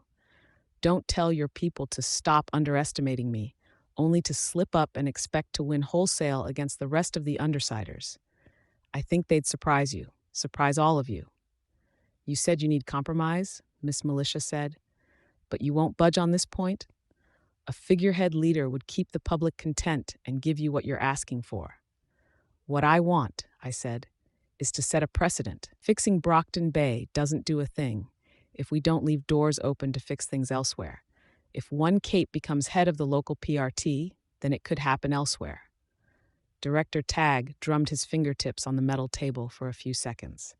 When he spoke, his tone was derisive. Your arrogance boggles the fucking mind. You want to change the world, and you think a confession on television and the threat of your friends attacking the PRT will be incentive enough? You're not that big a fish. I don't want to change the world, I said. I want to make it possible for things to change. Semantics, I sighed. My glasses were slipping down my nose. I had to bend over to put them in reach of my hand so I could push them up. Is that it? Miss Militia asked. One more thing, Mr. Collis said. My client has a request. All eyes turned to me. I straightened. I recognize that I'm asking for some big things. I'm hoping that the scale of some of what I'm asking for is tempered by the fact that this is all constructive. It puts us in a better place and leaves us prepared to face down the real threats. The impending apocalypse, the endbringers, the forces who'd want to move into this city and abuse the portal. I'm going to ask for one more thing in that vein. Don't send me to the birdcage. Don't send me to juvie or hang me for treason. It's not constructive. What would you have us do? Mrs. Yamada spoke up. Use me. I get that it wouldn't work, having me join the wards. Too much baggage. But the end of the world hinges on Jack Slash doing something within the next 2 years. You absolved Armsmaster of his crimes and sent him out to hunt them down. Do the same with me. I can cover a lot of ground in a search. I have experience fighting them, and if you needed it, nobody would even have to know I was doing it. I'd be one more body on the ground, relatively discreet, and maybe that gives us all a slightly better chance of keeping Dinah's prediction from coming to pass. I wasn't even done talking when I saw the looks, felt a sinking in my gut as the various people in charge exchanged glances. Tag smiled a little. Miss Militia looked concerned. The only person who looked as confused as I felt was Clockblocker. What? I asked. Your intel is out of date, Tag said. His heavily lined eyes were staring at me, studying me. What? I asked. You already stopped them? No, he said, and the word was a growl. He didn't elaborate further. Taylor, Miss Militia rescued me. Do you know where the Slaughterhouse 9 went after leaving Brockton Bay? A series of small towns, then Boston, I said. Yes, she said. And they struck one target after Boston, Toy Box. I remembered seeing the name on Tattletale's bulletin board. Who or where is Toy Box? What's Toy Box, you mean? The director said. What's Toy Box? I asked. May I? Miss Militia asked Tag. He gave her a curt nod, and she took hold of the laptop in front of him. It took her a few moments to log in and open the page. She unplugged the cord from the laptop and handed it to Mrs. Yamada, who handed it to my lawyer. He set it so we could both see it. Mr. Colley clicked the touchpad to page through the various images and documents. Toy Box is a black market organization, Miss Militia said. Tinkers who operate solo find life rather difficult due to a lack of resources and the fact that gangs and government organizations are very, very persistent when it comes to recruiting them. Faced with the prospect of spending their lives on the run, trying to avoid being forcibly recruited into one organization or another, most turn to the protectorate or the wards. For those few who don't, Toy Box was a refuge of sorts. Tinkers would join, share technology, stay in the enclave as long as they needed to build up a reputation, and whatever tools they needed, they would share 33% of any proceeds with the rest of the group, helping to keep others afloat. Toybox sustained itself with barter by moving frequently, operating between the scope of heroes and villains, and by selling less than legal goods to criminal groups. I could see the images, grainy black and white photos of various tinkers huddled together or standing behind tables loaded down with ray guns and the like. There was a chronology of sorts, to the point that I could see the group evolve, some leaving as others joined, the enclave shifting from a group as small as 4 members to as many as 15. The Slaughterhouse Nine attacked them at the end of June, Miss Militia said. In doing so, they appropriated all of the Tinker technology and all of the Tinkers that were staying with the group. See page 36 and on. Mr. Kale paged forward until the images showed up. Pyrotechnical, a Tinker focusing on flame manipulation, special effects, guns. Cranial, a Tinker specializing in neurology, brain scans, draining thoughts, recording thoughts. Big Rig, a Tinker who built drones that built things in turn, particularly buildings. Bauble, a girl who specialized in glassworking and glassworking tools, including tools that could turn inorganic matter into glass. Dodge, a boy 12 who made access devices for pocket dimensions. Toy Soldier, a power suit user with a suit the size of a small building. Glace, a Tinker specializing in cryogenics and stasis. The 9 have access to all of their work? I felt an inarticulate feeling of horror creep over me. I couldn't imagine anything particular, but anything that enhanced the capabilities and options that Slaughterhouse 9 had at their disposal. And access to the work of Blasto, a cloning specialist they assaulted and kidnapped in Boston, Miss Militia said. I sat back and the chain of my cuffs went taut, my arms stretched out in front of me. This doesn't change things. If anything, you need all of the help you can get. This is serious. It's complicated, Miss Militia said. Seems pretty damn simple, I said. No, she said, shaking her head, because they're gone. They stopped. I shut my mouth, staring. The Slaughterhouse Nine attacked Toybox, taking the group's devices for themselves, and they disappeared. We suspect they used Dodge's devices to exit into a pocket dimension, and by the time we'd found a way to follow, they'd exited elsewhere.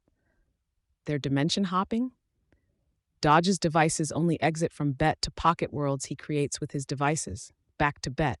We believe they exited somewhere on Bet, possibly in another state, then used another device to hide, which would be where they are now.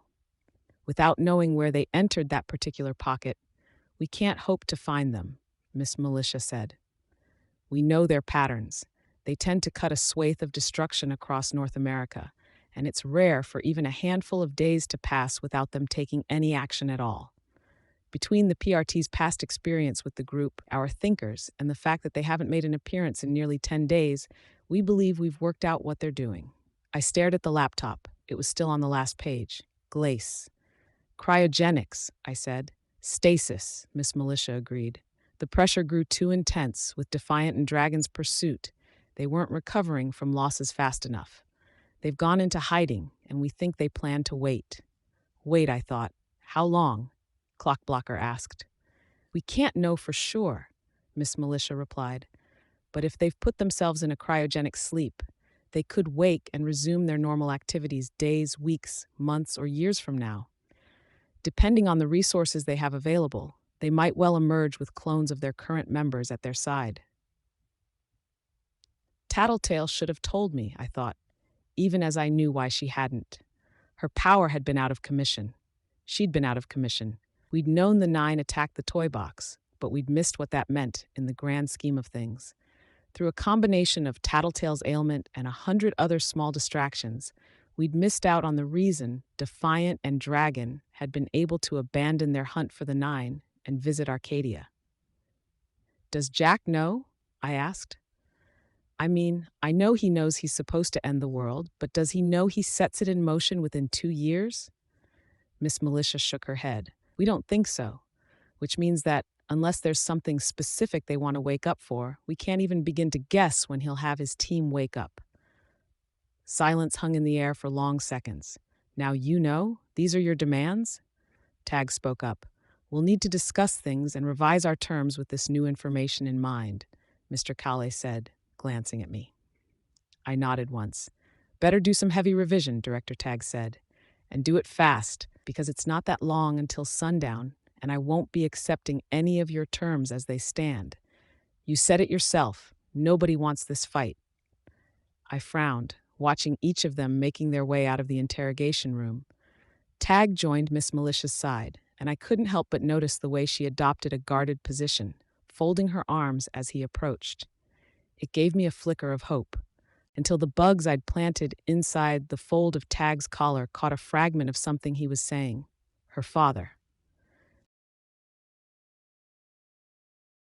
Worm. Arc 22. Cell Part 3.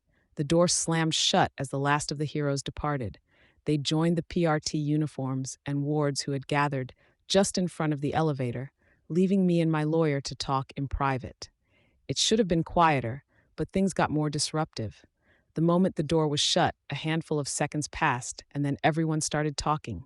Mr. Kale saying something to me, Director Tag talking to his deputy, and Miss Militia, Clockblocker talking with his teammates. This is more or less what we expected, Mr. Kale was saying. Call him and let me know when he arrives. Director Tag talking about my dad. She wanted to defect, Clockblocker told the waiting wards. Join Defiant and Dragon. Go hunt the Slaughterhouse 9. You created pressure with the deadline. He's trying to turn it around on you, Mr. Kale said. I know he's trying to turn it around on me, I said. I slid forward until I was sitting on the very edge of the chair, my elbows on the table, forehead resting against my hands. I didn't think he'd be this stupid, and I kind of hoped someone would speak up, give a little momentum to what I was proposing. People are stupid, Mr. Kale said. The question is how we can use that.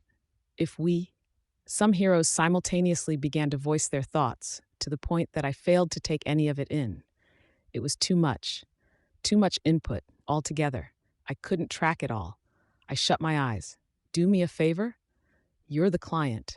5 minutes, I said. 5 minutes to think with some quiet. Would pen scratches bother you? I shook my head. Mr. Kale didn't reply to that. Instead, he started writing on a pad of yellow, lined paper, apparently unconcerned that I'd just brushed him off. A hot button for her, Mrs. Yamada was telling the director. It's a pattern with the timeline we established. Something happens to her father, and she escalates. Yes, the director replied, but let's not talk about that here. Not while she could be listening.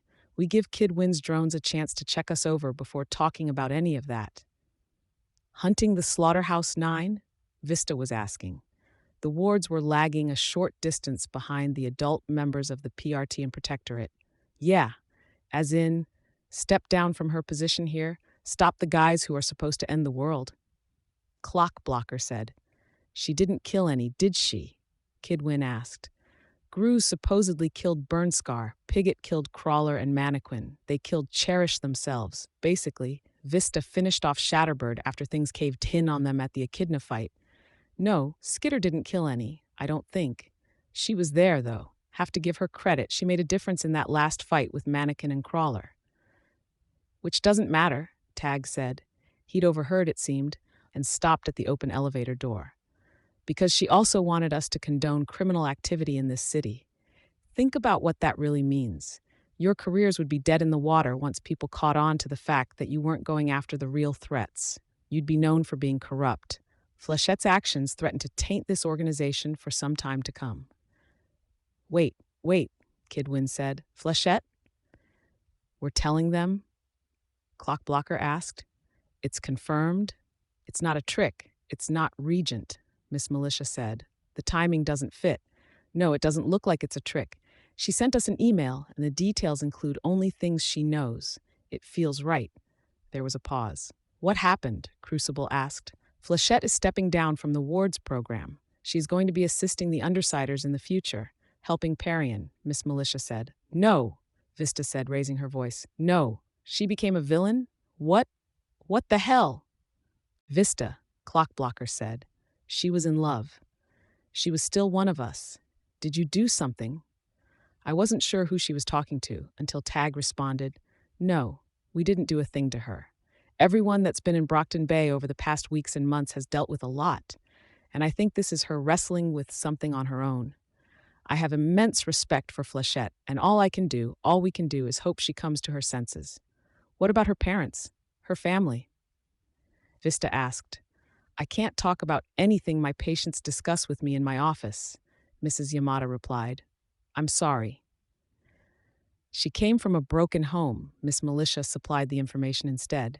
She bounced between her mother, her father, and the surrogate mother, who had attempted to renege on the deal they'd made and keep her. With the number of times she changed between them and moved, I can't imagine she has strong ties to the idea of home, even within the wards. New York has 5 small teams, and she moved between them as she changed residences. She didn't say anything about that.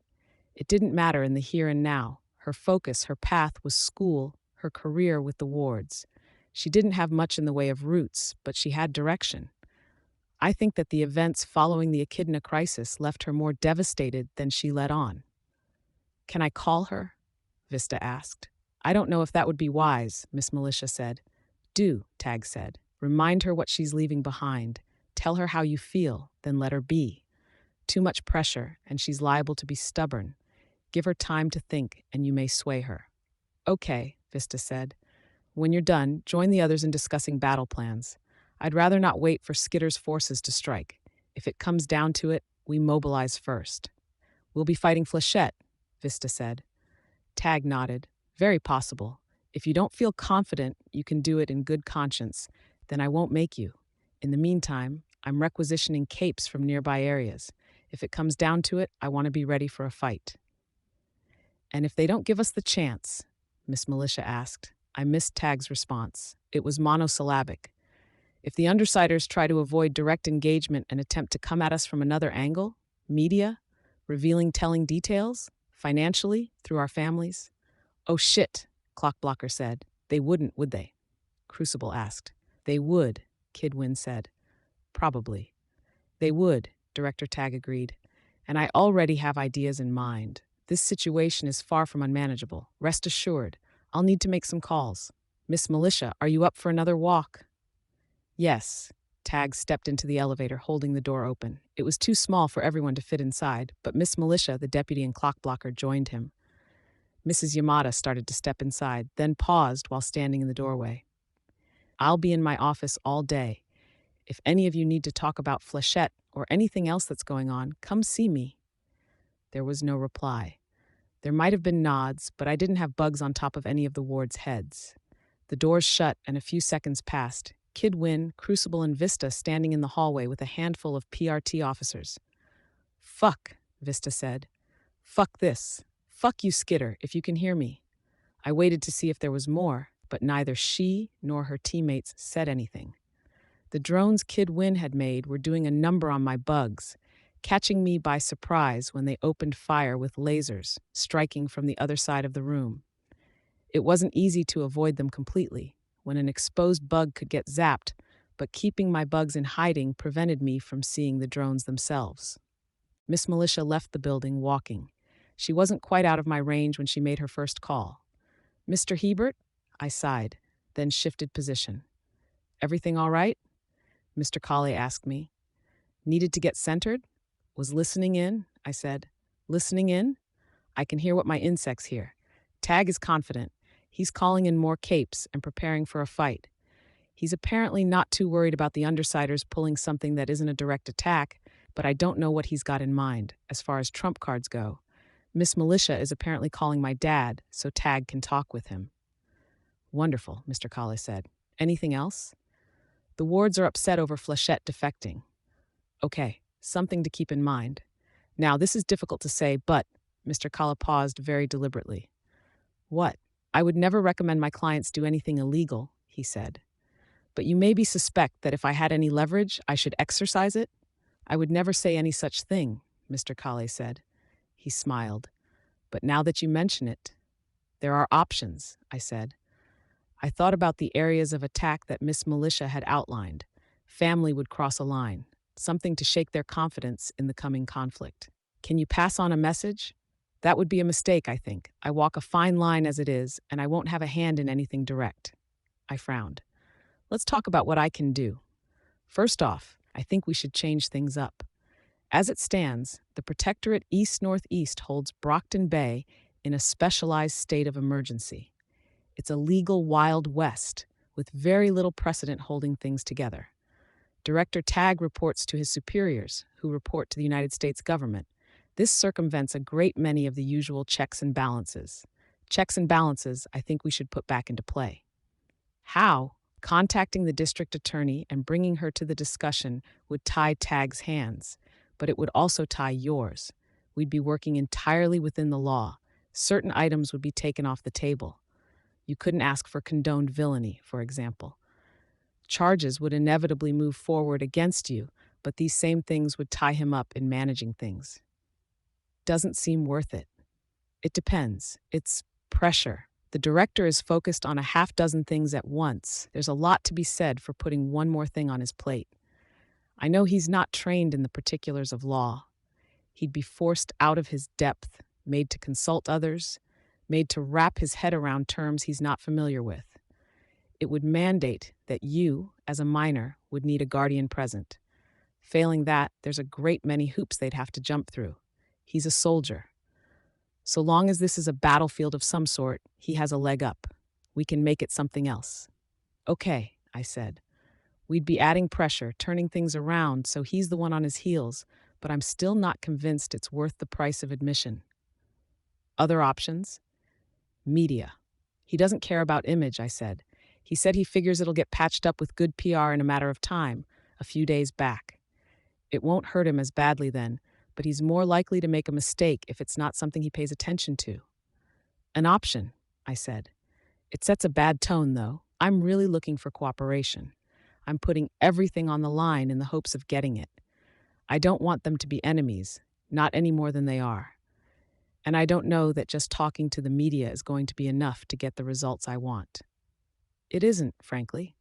Are there points you're willing to compromise on? It doesn't matter, I said, because he's not willing to meet me halfway. Mr. Colley rubbed his chin. Okay, so we need leverage, and it can't be legal. Going to the district attorney or the media has drawbacks. Yes. Then I need you to get in contact with Tattletale. Only we'll be above board mostly about how we handle it. She's been arranging things for a while. Now it's time to figure out just how much clout she has. We'll hit them with the biggest card we have. We'll make a play for ownership of the portal. Successful or not, it'll distract them. I'll do what I can to get in touch with her then. My firm's assets will be at your disposal, of course. I nodded. He stood from his seat to make the call. Apparently, he didn't find them much more comfortable than I did. He paced as he waited for the phone to ring. Cecily, need you to pull some strings and route me to someone, best if it's untraceable. It wouldn't be a direct call. That didn't make sense. I focused my attention elsewhere in the building. The outlet that fed Kidwin's anti-bug drones. I found the wiring in the walls and ordered cockroaches to start chewing through it. Petty, maybe, but I didn't want to be disarmed, not with the way things were going. The heroes were returning, Siri and Dovetail entering the lobby.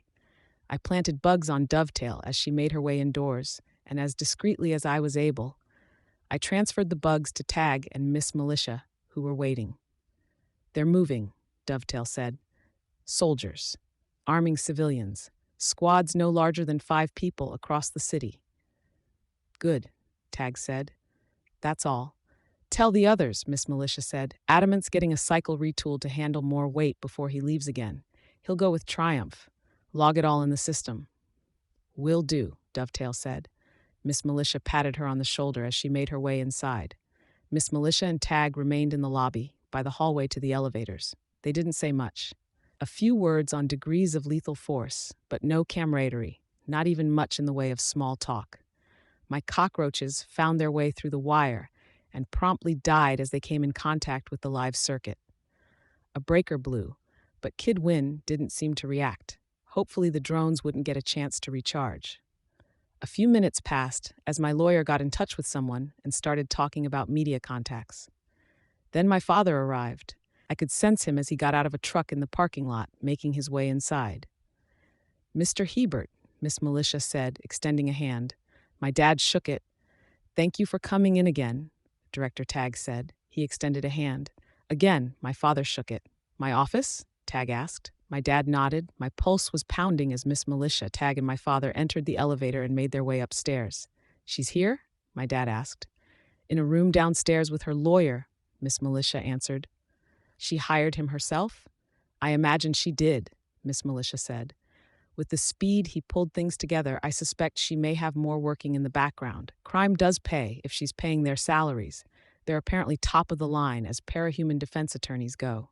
I can't believe this is all real." "It is," Miss Militia said. "It's very real. And very real blood will be shed tonight," Tagg said, "if we can't rein her in." "Rein me in." They exited the elevator and made their way to Tagg's office. "These," Tagg leaned forward, and my bugs could hear something move, "are the charges as they stand." I didn't sense it, but my bugs could hear papers rustle. I might not have identified the sound if I hadn't had the context. A few long seconds passed, and I could hear the rustling again, the turning of a page. I clenched my fist. "Problem?" Mr. Kale asked, covering the mouthpiece of his phone. "My dad's here. They've got him in Tagg's office, and they're filling him in on their version of events." "Right. Let's put a stop to that. I'll be back." Phone still pressed to his ear, he picked up his briefcase, tapping on the door 3 times with the side of his shoe. A PRT uniform unlocked and opened the door, and my lawyer strode out. It shut behind him. Upstairs, my dad turned another page. He was reading through it all the details I'd gone over with my lawyer, only without my feedback, without my voice to point out the places where they were going a little overboard, naming charges they could throw at me, without checking whether they could stick. Not that the difference was that big, comparing what I'd actually done to what they were accusing me of. I heard the sound of him flipping through the last few pages before he dropped the pad on the table. "Okay. She's in a lot of trouble," Tagg said. "This isn't news to me," my dad answered, his voice quiet. "If the charges went through, she would face being charged as an adult. The 3 Strikes Protection Act wouldn't mitigate things. I'd say the worst-case scenario is execution or indefinite detention in the birdcage, but the best-case scenario for her isn't much better." My dad didn't reply to that. "Her power means we can't keep her in a conventional prison. She's too flexible, too versatile for us to use any of our current means of keeping her from using her ability. Even today, contained in a cell, she's been literally bugging us to track our movements and listen in on conversations. We had our tinker put together a countermeasure, but it's not perfect." Again, my dad was silent. "I have 2 daughters, 4 and 6 years older than Taylor," the director said. "I can't imagine." "I can't either," my dad said. "Like I said, it doesn't feel real. I'd like you to come with me the next time I speak to your daughter."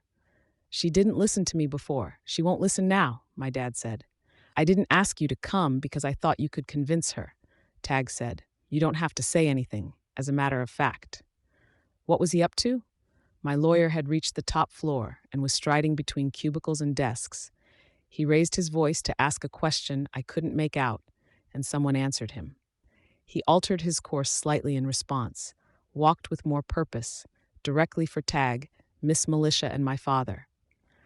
"I'd like to talk to her alone," my dad said. "We can arrange that," Tagg said. I clenched my fists.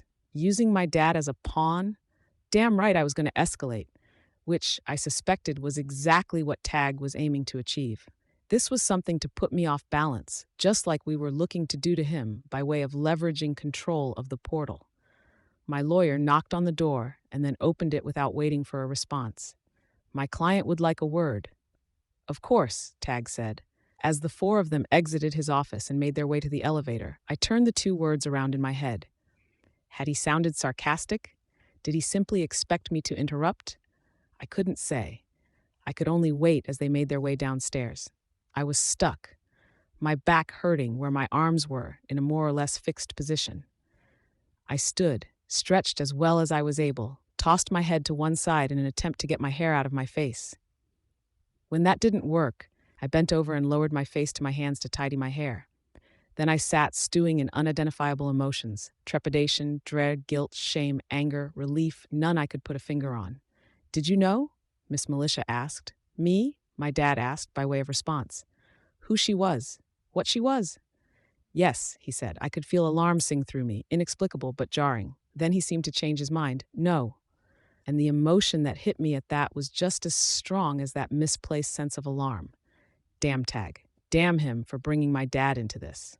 The four of them stopped outside of the cell. Miss Militia used her phone to unlock it, and Tag gestured for my dad to enter. I saw him hesitate as he stepped into the room.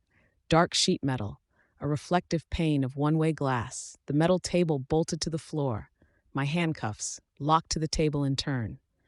Me, with my hair in some disarray, a touch damp from the shower and ineffectual toweling, from sweat, in my black uniform with the word villain marked clearly across it. I could see it, his expression changing, the disbelief he'd professed to becoming something else entirely. His feelings were as mixed as mine. I could tell just by looking at him, by imagining what he'd been through, the person standing by, dealing with the aftermath of everything I'd done. His frustration, his confusion, pain, and embarrassment, his loneliness, disappointment, his fear. And somehow, as though it were too much to bottle in, it seemed to boil over in the form of one singular emotion. I could see his jaw shift as he clenched his teeth, met my eyes, and looked away.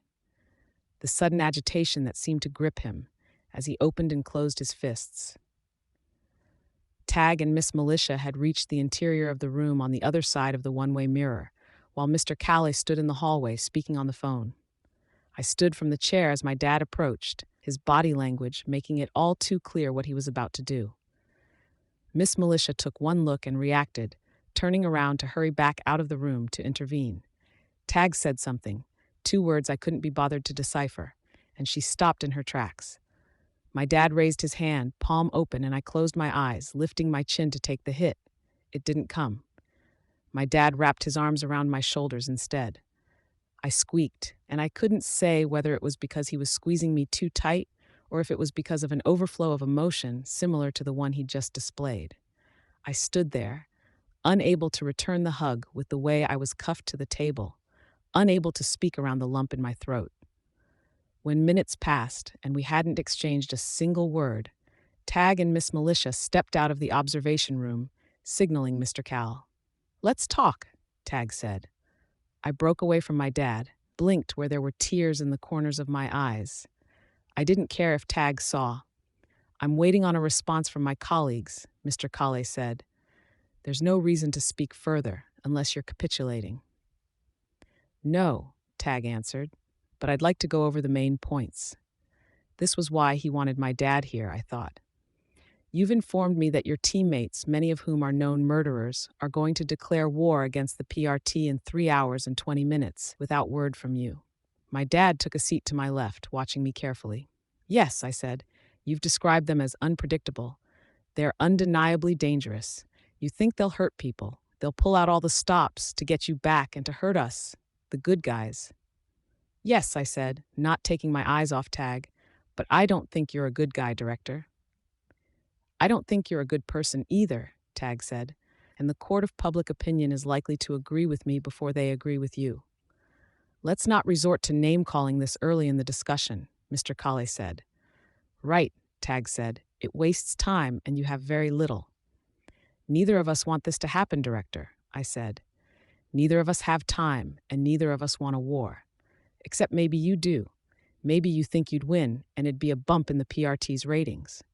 "No," he said. "I think, like any altercation, both sides would lose something. But let's talk about your terms. You want amnesty for your criminal friends?" I was acutely aware of my dad watching me. "Yes," I said. "You want to depose me, raising Miss Militia to my place, and in the doing, force the PRT to relinquish all ideas of humans governing parahumans to help keep those with incredible power in check." "Yes." "And you wanted me to allow you to become an official vigilante, leaving your group behind while you work to hunt down psychopaths with powers. I've explained why that can't happen.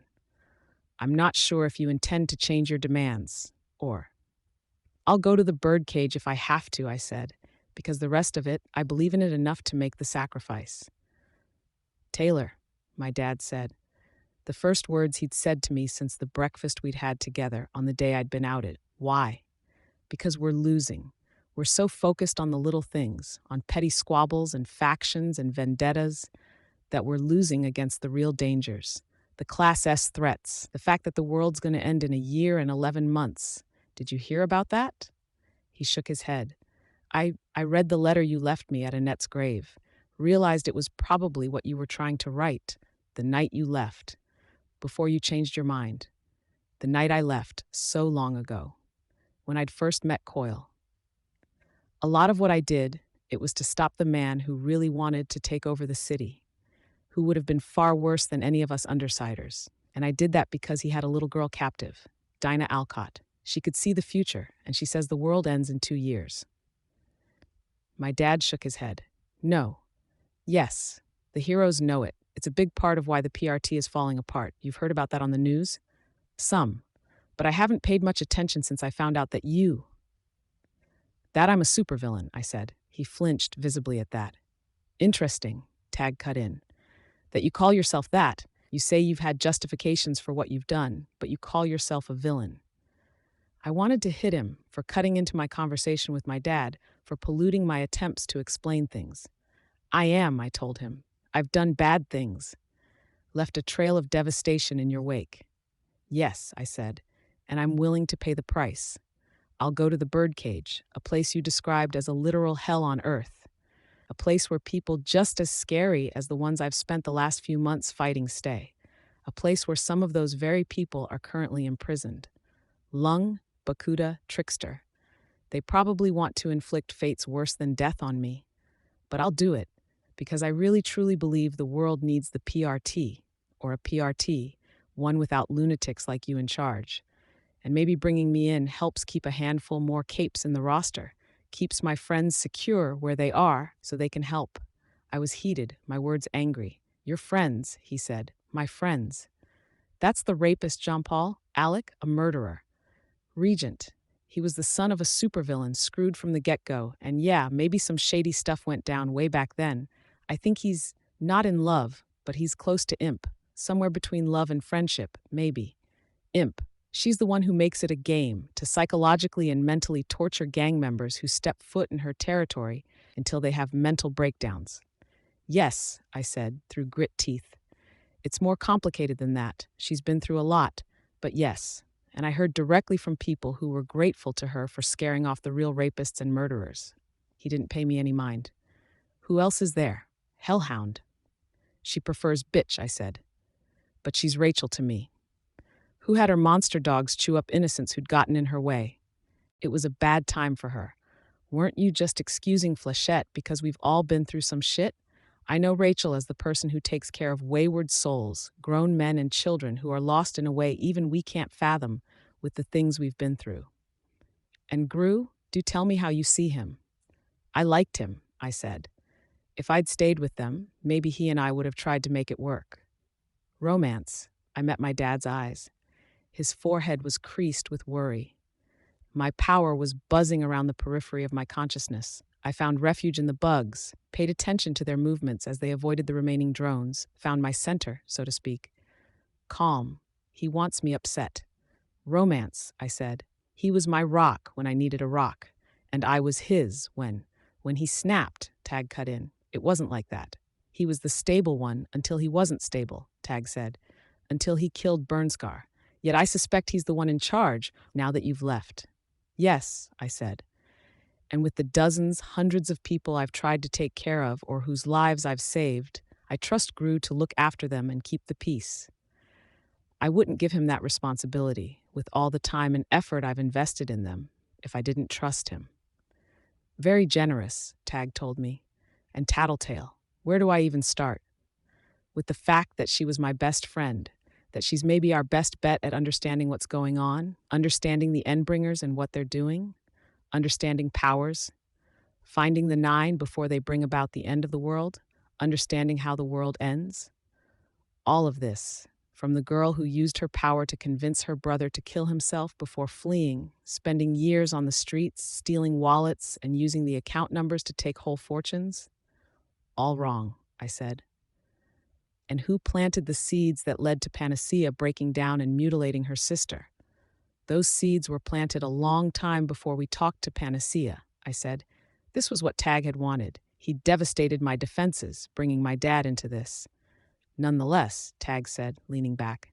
So, Danny Hebert, what do you think about your daughter's friends? My dad glanced at me, then looked at the director.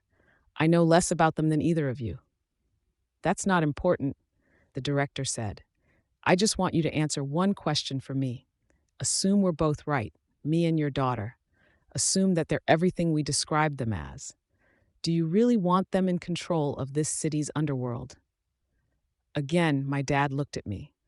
No need to double check with your daughter. I'm wanting your honest opinion, as a man on the streets, from someone who has to live in this city without any real say over what happens in the Cape-on-Cape fights and politics. Do you really want them in charge? No, my dad said. I did my best not to show it, but the word was like a punch in the gut. I'm sorry, Taylor, but are they really that much worse than the ABB, than Empire 88? With them, my dad trailed off. With them, we could pretend things weren't bad, I said. But they were worse. You know they were worse. The people you worked with, the addicts, the people without money. Does it matter? Tag asked. You don't have your dad's support. What makes you think you'd get anyone else's? I grit my teeth. No, my father said. Tag raised his bushy eyebrows. No, I think you're wrong there, my dad told Tag.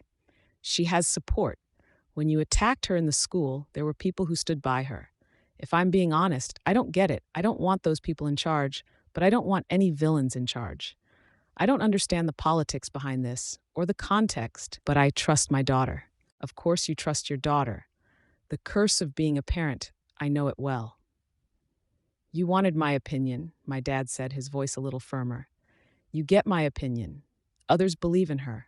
I trust her, even if I don't know enough to follow what this is all about. Even if I barely feel like I know her right now, I can look her in the eye and know that's the same girl I've spent the last 16 years with some of the worst qualities of my wife and I, and a lot more of the better ones. I wonder how long that opinion will hold, Tag said, because we have, what is it, 3 hours and a handful of minutes? Then the war she set in motion hits this city. It can be avoided, I said. If we cave into your extortion, Tag said. Except you think too small, Skitter. It's a common flaw among teenagers, however powerful they are. They attend high school, and all they can see is the school, their peers. Tunnel vision. You're the same. You're focused on this city, but you don't see what happens elsewhere. You don't see the ramifications. Which are? You'd be strengthening the PRT a little in the short term, but the long term? Letting villains take charge, taking the humans out of the PRT, condoning villainy? It would doom us all. What you're threatening us with. It's only one fight, and maybe it's ugly, but it's one fight. If they kill us, if they become monsters of the Slaughterhouse Nine's caliber to defeat us, then we win. Your side wins the battle, loses the war. If you don't go that far, if you leave us in a state to recover, we pick ourselves up and we lick our wounds and then we rebuild. Tag cupped his hands, moving them as if balancing a scale. One fight, one set of casualties in one area of one medium-sized city, compared to consequences that reach across North America? Across the world? It doesn't measure up. I glanced at my lawyer. You don't have an answer for me? Tag asked. I have one, I said. I hope. Mr. Colley looked at his phone, then gave me one curt nod. What? Tag asked. It's in the news, Mr. Colley said. Tag and Miss Militia simultaneously reached for their smartphones. I was probably as tense as they were as they thumbed past the security screens and found news sites. Miss Militia was a few seconds faster than Tag. What did you do? She asked. It's all legitimate, I said. I'm pretty sure. Legal enough. What is it? My dad asked. Property, I said. I expect a great amount of property just changed hands. Who's Sierra Kiley? Miss Militia asked. It was all I could do to keep from smiling with joy. Of all the people to serve as a public face, Tattletale had found Sierra, someone I owed in many ways, someone who'd maybe followed recent events and rethought her initial doubts. No idea, I said, maintaining my poker face. I don't understand, my dad said. Quite simple, Mr. Calais told him. I believe the PRT has become aware that properties in a wide area around the portal in downtown Brockton Bay, previously under the control of various individuals and groups, just exchanged hands, finding itself in the hands of one singular individual. And that one individual is enthralled to the villains who control this town, Tag said. I resent the notion, I told him, and I allowed myself a small smile. But it would be amusing if it were true. You might even have to rethink what you were saying about how narrow my worldview is. I mean, that's a whole other world. Anything but narrow when you think about it. You're not as clever as you think you are, he said. Probably not, I said. You're playing out your hand, and you're bringing my family into this. Remember how our little feud started? You crossed the line. You made the call to out me because you wanted me in custody. Congratulations, you got me in custody. You broke the unwritten rules because you think that you don't have to obey them since you aren't a cape. Except you're forgetting why they exist in the first place. The rules keep the game afloat. They keep everything afloat at the core of it. We all know the PRT is a sinking ship. You don't agree with what I'm doing? Fine, but at least I'm trying to keep it afloat. And you? My dad asked. It took me a second to realize he was looking at Miss Militia. What about me? She asked. You've been quiet. Are you here just in case my daughter turns violent? No, she's not violent, not in that sense. You don't have anything to say? As grateful as I am for the right to free speech, Miss Militia said, I'm grateful for the right to silence as well. Then you don't agree with your director? I didn't say that. What I'm saying is that there's no right answer here, and I'm glad I don't have to be the one to make the decision. Isn't that cowardly? I asked. No, it's human to not want to make the hard choices, she said. She raised one boot off the ground and placed it on the corner of her chair. And it's good strategy to conserve your strength. We're not fighting, I said. We're not going to get tired. Physically? She asked. No. Emotionally? Mentally? Yes. You're anticipating the fight, I said. You don't think there'll be a consensus in time. She shook her head, then used one hand to fix her hair, tucking it behind one ear. No, I don't think there will be a fight. I hope there'll be a consensus, but it's not necessary. Your ploys with the portal, controlling the territory around it, it's clever. It'll take a lot of time before we can pass legislation or conduct a thorough enough investigation to justifiably seize it. But I'm not worried about that, either, nor am I concerned about the damage Tattletale could do in other areas. Then why do you need to conserve your strength? I asked. Because we're dealing with the devil, Miss Militia said. I'm angry at you, Taylor, and half of that is because you put us in this situation, a set of circumstances where we're liable to lose either way. Because I agree with the conclusions you came to, how the PRT is needed, the need for compromise, and because I can't condone how you approach those conclusions. She shifted position, and the black-green energy of her flickered from her right hip to her right hand, appearing in her hand, amorphous and shapeless, as if searching for a form to take. When she didn't grasp it, it darted to her left hip, and the metal of a cutlass clinked against her seat. But I really hate you because we had to call her, Miss Militia intoned. Her? Tag looked at his phone. Assuming she's on time, it'll be less than 10 minutes. Her, my dad asked. You've played your part, Tag responded. Go. It'd be better in the long run. Wash your hands of this. Leave. Your daughter's in custody. She's going to one prison or another. You can go home and know that it was inevitable and that this was the best outcome.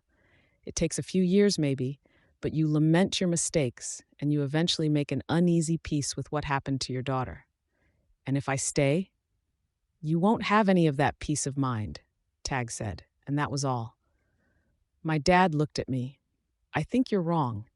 Everything before this, it was the times where I thought I had to walk away, look away, times where I thought things were inevitable, that I regretted the most. He took my hand. I'll stay. Thank you, I murmured the words. Our guest didn't arrive right away. It might have been fitting, in a dramatic way, for her to appear as we finished our dialogue, but things weren't so carefully orchestrated in the real world. Those things they said you did, my dad murmured. Mostly true, I said. He squeezed my hand for a moment, but it wasn't reassuring. Something else. Concern, maybe, channeled through a simple gesture. Concern for me, for what I'd become. I wanted nothing more than for my dad and I to talk for a month straight, just to hash things out, to form some kind of balance, some semblance of a connection like we'd once had. Instead, there was only this, like the father-daughter relationship distilled. Not enough communication, barely any familiarity. Both of us flooded with very different sorts of fear, confusion, and frustration. I imagined it was much like the bonds that had kept primitive families together in an era when living from week to week was a challenge. Basic, crude, but almost primeval. She arrived, minutes later. A woman, tall, in a suit, carrying nothing with her. I sensed her at the periphery of my range, walking with a steady, strong stride. I was reminded of the Siberian, almost, the way she moved with the confidence of the indomitable, the way that she was almost careful as she moved among people. Except that where the Siberian was only careful among her teammates, this woman was careful with everybody. It took her 5 minutes to reach us, walking through the crowds, using the pedestrian crossings. But the person I found myself comparing her to, as she approached the PRT building, wasn't the Siberian. It was me. She reached her home ground, and people started to recognize her. They reacted, moving out of her way, showing respect, showing fear in some cases. 3 of the wards were in the elevator when it stopped at the ground floor. Kid Win was taking his drone recharge station apart, which meant it was just Clock Blocker, Crucible, and Vista that crossed paths with her. The wards took only a moment to recognize her as she entered the elevator, and the 2 native Brocktonites left, pulling a protesting, confused Crucible after them. In a matter of a minute, she was opening the door to the cell. A woman, the sort who could be 40 but looked like she was in her late 20s. Hispanic, insofar as that was a descriptor, with darker skin and long, straight black hair. But more than her description, the part of her that hit me was her presence. Almost without thinking about it, I got out of my chair, standing, the chains of my cuffs pulling taut against the lock on the table. My lawyer, Miss Militia, and Tag all stood, my dad a step behind them, bewildered, the only one not in the know. "Chief Director," I said. "Deputy Chief, I've stepped down from my position, but I still have to train my replacement," she said, her gaze piercing through me. I couldn't even tell that one of her eyes was a prosthetic, and seeing to some leftover crises. "Hello, Miss Hebert." She extended a hand. As though driven to accept the handshake by a peculiar gravity, I extended my own hand and shook it. Her firm grip could have pulverized me. I might have been less intimidated if I were trapped in a small pen with an angry bull elephant. "And Mr. Danny Hebert," she said. She shook my father's hand. Tag stood from the chair at the table and moved over one left, leaving the seat for his superior. "Since you've made up your mind about staying, you'll need to know. This is Deputy Chief Director Costa Brown of the PRT. My father nodded. I was getting the feeling he was almost shell-shocked. To find out about the end of the world, the situation his daughter was in, and countless other things, the name of this woman might not have even processed for him. "Otherwise known as Alexandria," Alexandria said, taking the chair opposite me. Worm, Arc 22, Cell, Part 4. I watched my dad's expression change. "I don't understand. Like I said," Tag said, "peace of mind." "Let's get started," Alexandria said. "I believe I'm fully up to speed unless Director Tag has agreed to any deals or made any concessions." "Sadly, he hasn't," my lawyer said. "This is common knowledge?" my dad murmured to me. "Since roughly 10 days ago," I said, not taking my eyes off the woman. She was looking at me like Tattletale sometimes did. It made me distinctly uncomfortable. "Let's not make this the focus of our discussion. You wanted to be on board, I presume. You had to be informed so you understood exactly what it means when I make a threat." "You're planning to make threats?" I asked. "Threats is the wrong word," she said. "But English is a limited language in some ways. There's really no word to articulate what I mean. A threat with a measure of inevitability to it. A promise? Too feeble. People break promises too often. A curse, a malediction, too magical. An oath, the connotations are wrong. When I say I'll do something, I make it happen." I didn't respond. Mr. Kale did. "You seem rather confident." "Overconfident? I imagine I seem that way. It doesn't matter." I studied her. "When you say you're going to do something, what is it you're doing?" "Putting an end to this nonsense, for one thing." The PRT, flawed as it is my legacy, and I truly believe that it saves lives, or I wouldn't try to protect it. I'm trying to protect it, I said. I know, she said, but the timing is wrong. Things are too fragile at this moment. It won't do. We'll arrange this discussion for another time, weeks or months from now, when things have stabilized. I don't think it works that way, I said. It does. Truth be told, I've relinquished all authority. I'm serving under the new chief director, and I'm carrying out his instructions between the times where I'm instructing him in the particulars of his job. Alexandria, however, remains with the Protectorate, having given her notice that she quits within the week. She'll continue as a solo operative. An operative for Cauldron, I thought. I didn't say it aloud. Best to let her dictate what information was acceptable to mention aloud, and she refers to her costumed self as someone else entirely. I could see the confusion in my father's face, the dawning realization of how far in over his head he was. So you're following orders, I said. That's the worst and scariest excuse in the world, really. It's a reality, she said, when you're dealing with organizations as big as these. And it's also a reality that you'll have people at the top who don't understand how things work on the ground, giving orders that don't jibe with reality. You'd be surprised at what I'm capable of understanding, Alexandria told me. You're forgetting about the undersiders. No, she said. I don't forget anything. Your team is now my bargaining chip. I narrowed my eyes. How's that? It's 20 minutes to 6. I'm not in a particular rush, and I actually enjoy the idea of some field work. We can talk for 5 minutes, and then have Alexandria remove one of your teammates from the field. Depending on the situation, I will either arrest them and take them to PRT offices in New York and Boston, or I'll kill them. I could feel my blood run cold. After, we can talk for another 5 or 10 minutes, and then I will, again, depart to dispatch one of your teammates. I expect that by the time the sun sets at 8:30, the undersiders will be either dealt with or so neutered that they aren't a consideration. You're talking about killing teenagers, my dad said. Without a trial? I'm talking about self-defense, if it comes down to it. Tattletale can see through weaknesses. I can't imagine that she'd be able to leverage mine in the spur of the moment, but I won't rule anything out. I stared at her. You're willing to go this far, yet you couldn't bring yourself to show up to fight the Slaughterhouse Nine, or Echidna when she first showed. There were extenuating circumstances. Tattletale, you mean? No, Tattletale was only a small part of it, she said, and it should be obvious that the rest isn't up for discussion. 3 minutes and 45 seconds. Negotiate. You mean you want me to make concessions? I'm saying I'm willing to hear you out. Convince me. You're underestimating my team, and now you're referring to them as your team. I thought you left. You committed to this idea of yours, did you not? You know what I mean. I do. But as much as I may be underestimating them, I find that others underestimate me. Strength, durability, flight. It doesn't lend itself to much imagination, does it? Yet others acknowledge me as one of the strongest heroes in the world. Cape geeks debate my effectiveness, protesting that I'm only seen as powerful by association with legend and eidolon. Do feel free to interrupt me if you want to talk about more concrete things. I would have, if I could have thought of something to say. My reputation isn't so different from yours, Taylor Hebert. It's a reputation that was forged. There have been 56 Endbringer attacks in the last 19 years. I have personally participated in 49 of them, and in each fight I've attended, I've been in the thick of the fighting, personally trading blows with the abominations. The creatures know me.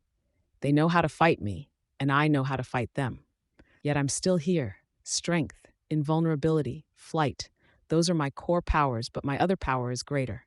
Other power? My dad asked. I remember. When you started off, you explained the reason for your name, a reference to the burned library of Alexandria. It's been mythologized as that era's sum of human knowledge. I am much the same. I think faster. I think more easily. I know martial arts, and I remember everything that crosses my path. Miss Militia reacted to that, giving Alexandria a look I couldn't interpret. She went on, I would say I am one of 3 or 4 people in this world who truly understands what is going on. I don't have all of the answers, and there are some riddles in particular that we're desperately seeking to unravel. We, of course, being, I said, trailing off. It wasn't a question. Something about the gravity of the word made my dad look at me, startled. I won't discuss the others. I've been disconnected from my former partners, so it's a moot point, a debatable point to use the true meaning of the word.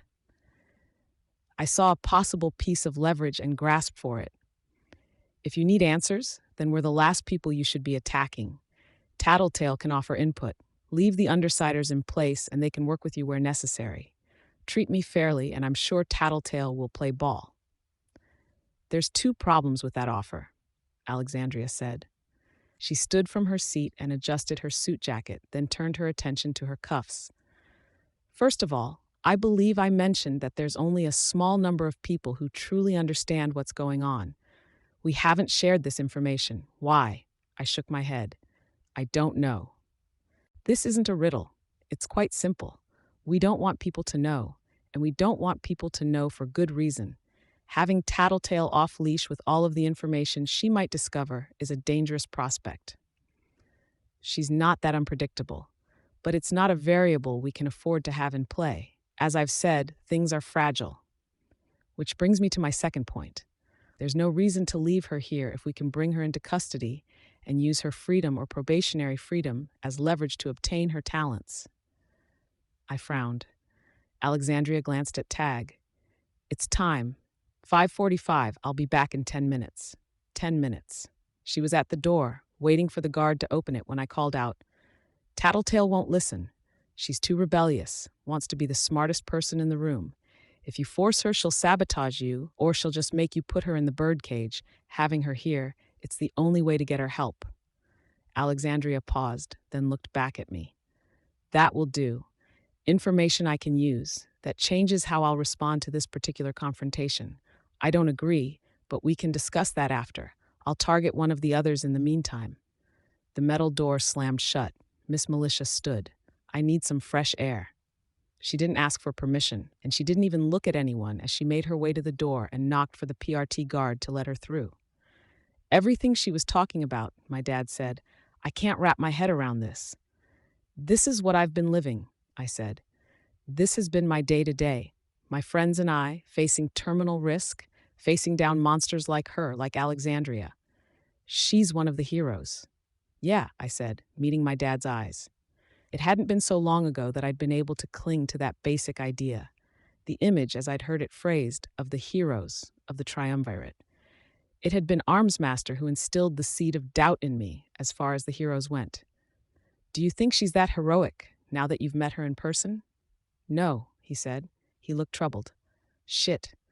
I was stuck in a box while one of the scariest heroes around was going after my friends. I'd expected retaliation, had told Tattletale to expect it, but I hadn't expected Alexandria. She wasn't even supposed to be with the PRT. Eidolon we possibly could have dealt with, or Tattletale could have, even Legend possibly. Alexandria was something else, the heroic equivalent of a cruise missile. There was Gru's power, Imp's power. Did Alexandria have the ability to see through it? Alexandria was taking her time. She'd said 10 minutes, but she wasn't in a hurry, making her way out of the building. You know now, I said, after the Echidna incident. I could see Tag stiffen, kept talking. Stuff went down. Alexandria was outed as head of the PRT. Other secrets came to light. You know the PRT is supposed to be led by non-capes. There was scandal, and now the PRT is falling apart.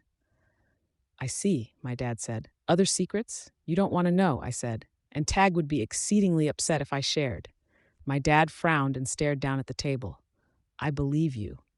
I nodded. Alexandria had found an alley and promptly took to the air, zigzagging between buildings and flying with enough speed that people couldn't follow her with their eyes. My phone isn't working, Mr. Colley said. Can't have you warning them, Tag replied. I'm offended at the implication, Mr. Colley said. Can't have her warning them either, Tag replied. Warning them. I needed a way to contact my team. Cells wouldn't work. A landline, an unoccupied office. Tag's office would do. My bugs made their way there. Too small to affect anything, to press a key on the computer, even if I could see the screen. Too small to transmit a message of any sort. I needed a larger bug. There were larger beetles and cockroaches outside. Everything else had been wiped out by Kidwin's drones. I could see Mr. Colley and Tag watching my dad and I, looking between us. What? Mr. Colley answered. I've represented a lot of supervillains. I can count on one hand the ones who had parents show up at their trial, let alone pre-trial. When they did show up, half of them were a nightmare. Bambina's mother, for example, all of the worst aspects of a showbiz parent, but the kid's a vandal and a mass murderer. Don't even get me started on how toxic that dynamic was. You two are civil with one another, at the very least. That's something. Hold on to it. Hold on to it? Tag commented from the opposite end of the table. I think you're forgetting your client's circumstances. Again, interjecting himself in between my dad and I. Driving in wedges. I felt a momentary urge to do something painful to him. I couldn't rise to the bait, though. I had to channel the anger. Bugs were finding their way through vents and down hallways, spreading out so the 2 or 3 remaining drones couldn't eradicate them. Others clustered on Tag's phone. Silk allowed multiple bugs to effectively grip the phone handle. Larger bugs found their way under the base of it, wedging their bodies beneath as the pull on the cord tilted it. A little bit of progress, driving in the wedge to make sure the phone didn't simply fall back into place. You're going to jail, Skitter, Tag said, and if you're very, very lucky, it won't be the birdcage or a death sentence. She's a minor, my dad said. Doesn't matter, Mr. Collis sighed. Look at me, Tag, I said. You said you weren't going to underestimate me. Do you really think I'm worried? Do you think I would have surrendered if I didn't have confidence that I'd be able to manage? My dad was staring at me. No, he said. I think you have a number of plans in the works, but it doesn't matter. Alexandria can outthink your plans, counter anything your tattletale throws at us. His phone handset fell from its perch, clattering across the keys before it fell from the desk, swinging. I could see the flare of light on the phone, marking that the line was active. I hoped there wasn't a secretary who'd notice. I flew the largest beetle I had into the number pad, driving him into the number 5. The bugs on the mouthpiece heard a sound I took to be the answering beep. 5 again, second number in the sequence. Not hard enough. No beep. 5 again, 7 numbers. The message that came through was odd, rhythmic somehow, though I couldn't make out the words. A recording. I had to dial an outside line. 8 numbers this time, starting with 9. It took a full minute to hit the buttons. Nothing. 8 numbers starting with 8. No, 7. The call went through. I got a response. Please be Lisa. I tried buzzing out words. It didn't feel like enough. So I retired the abused beetle and set to using cockroaches. My bugs felt the indents of the characters on the number pad. 2, 5, 3, 9, 2, 6. The voice interrupted me. The number of syllables was right. She understood. The numbers each corresponded to 3 possible letters, and each number pressed on the phone generated a different sound. Anyone else might have struggled, but Tattletale picked up on it right away. Alexandria. I could only hope it helped. A little forewarning at best. Still couldn't make out words that followed. The filter of both the phone and my bugs was too much, and I couldn't begin to guess where the speakerphone button was. Wasn't sure I wanted to risk using it in case someone stepped into the office. A phone being off the hook was far better than a voice talking to nothing. You meant it when you said they were your friends, my dad said. We've been through thick and thin. They saved me, in some ways. I'd like to think I saved them. Tag snorted. I ignored him. They did bad things, didn't they? My dad asked. So have I said. But you're willing to martyr yourself for them? No, I said. I didn't come here to be a martyr. I had other hopes. But things didn't work out like that. It's down to secondary goals, and if those fail, then I'm willing to go to jail for their sakes, not just my friends, the people in my territory, and maybe just a little, everyone. I looked at Tag as I said that last word. He gave me a dirty look, then more or less turned his attention to his phone, watching me with one eye while texting with one hand. Everyone? My dad asked. We can't lose the next Endbringer fight, was all I could say. No, I don't imagine we can, he said. That was something he understood in full, even if he didn't know the particulars. The Endbringers were something we all understood. A fact of reality, something that touched everyone, struck a chord of fear in Cape and civilian alike. My heart sank as Alexandria appeared. She plunged past the cloud of bugs that had collected over the roof into an opening aperture in the ceiling. She passed down a shaft that ran parallel to the elevator and into the ward's quarters. From there, she reached the elevator and made her way up to the cells. Alexandria rejoined us in the cell, virtually the same, though her hair was disheveled, her suit jacket folded over one arm. She laid it across the back of Miss Melicia's empty chair and stayed there, leaning on the back of the chair that was bolted to the floor. Noting Miss Melicia's absence led to me double-checking on her. She was on the roof. No, I couldn't count on anything from her. I'd hoped to have one more piece in play, but she was leaning over a railing at the edge of a helicopter landing pad, staring out over the city. Alexandria had to be my focus. She was staring at me, scrutinizing me. I met her eyes, and she locked hers onto mine. I'd thought Tattletale had figured it out, she paused. But no, you told them. You have an open line of communication with them. I shrugged, thinking of Tag's phone, with the handset still dangling over the edge of the desk. Wished I could hear her response. What had happened to my teammates? Let's take 5 minutes more to talk. Then I'll take care of another of the undersiders. Another? A PRT van will be along shortly. I wanted to keep to my time commitment, so I sent a truck. Why should I say anything? I asked her. Because as long as we're talking, I'm not out there, taking your team to pieces, and you have a shot at passing them information. It gives them time to recuperate and strategize. 5 minutes gives them time to make a getaway or contact help. I imagine you arranged for backup, hired mercenaries to help break you out if this went badly enough that you faced jail without getting anything you wanted or needed. I set my jaw. I know the general value of the properties you acquired, the proposed value of it. Your team would spend it. $92 million spent on hired soldiers, hired parahumans. That's only your liquid assets. I didn't reply. I set to typing the next message on Tag's phone. KNWSABOUTMERCS. She straightened, removing her hands from the back of the chair. If you're not going to say anything, I might as well go now. You're rather partial to Gru, aren't you? Or should I take Tattletale out of the picture? We can talk, I told her. Excellent, she said. She stepped around the corner of the table and sat in her chair opposite me. Do you need anything? Water? Coffee? Soda? I shook my head. Mr. Call? Mr. Hebert? 2 refusals. She removed her phone from her jacket pocket. Forgive me for using this in the midst of our discussion. Chevalier is likely to become the head of the Protectorate once the Triumvirate has departed, and he's insisting that I keep tabs with him, what with the scandal and all. I'd show you, but that would be a breach of confidence. She smiled, as though at a private joke. The smile didn't matter to me. It was the way her eyes didn't leave me. You're cold reading me, I said. Cold reading? My dad asked. Tattletale does it too. Mixes details she knows with ones she doesn't, with very careful wording and a bit of an edge with her thinker powers. Alexandria said. She typed expertly on her phone, almost absently. I know you've probably got someone in the lobby or outside receiving coded messages.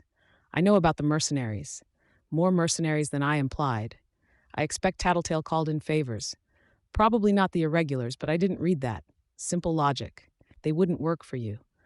I know that you're still feeling confident, but not entirely so. If you were very close to breaking or very, very confident, you would have accepted my offer of a drink. And I know that your bugs can't see computer screens. Was she bluffing on that last part? Did it matter if she was? I could refuse, play some kind of trick, and she'd see right through it. I could make some noise about my client's rights being trampled, a lack of consent to that kind of analysis, Mr. Kale said. But you know the law doesn't apply here. We're in a gray area up until the moment we decide to press charges and set this into motion, or you decide to force the issue. But neither of us want that. For now, this is somewhere between her being in our custody and us having a friendly chat. My lawyer glanced at me. I frowned. Yeah, so long as she doesn't start grilling me. As you wish, Mr. Kale said. My head turned as I sensed the truck arriving. Bugs clustered to it as it found a spot at the side of the building, PRT uniforms moving their target on a stretcher. My bugs shifted position, tracking what they were moving. The white mask, the curls, the shirt, with a tightly woven fabric beneath, a spider silk shirt. It was Regent, unconscious. The bugs moved, tracing down the length of his arm. It was broken in two places, virtually zigzagging.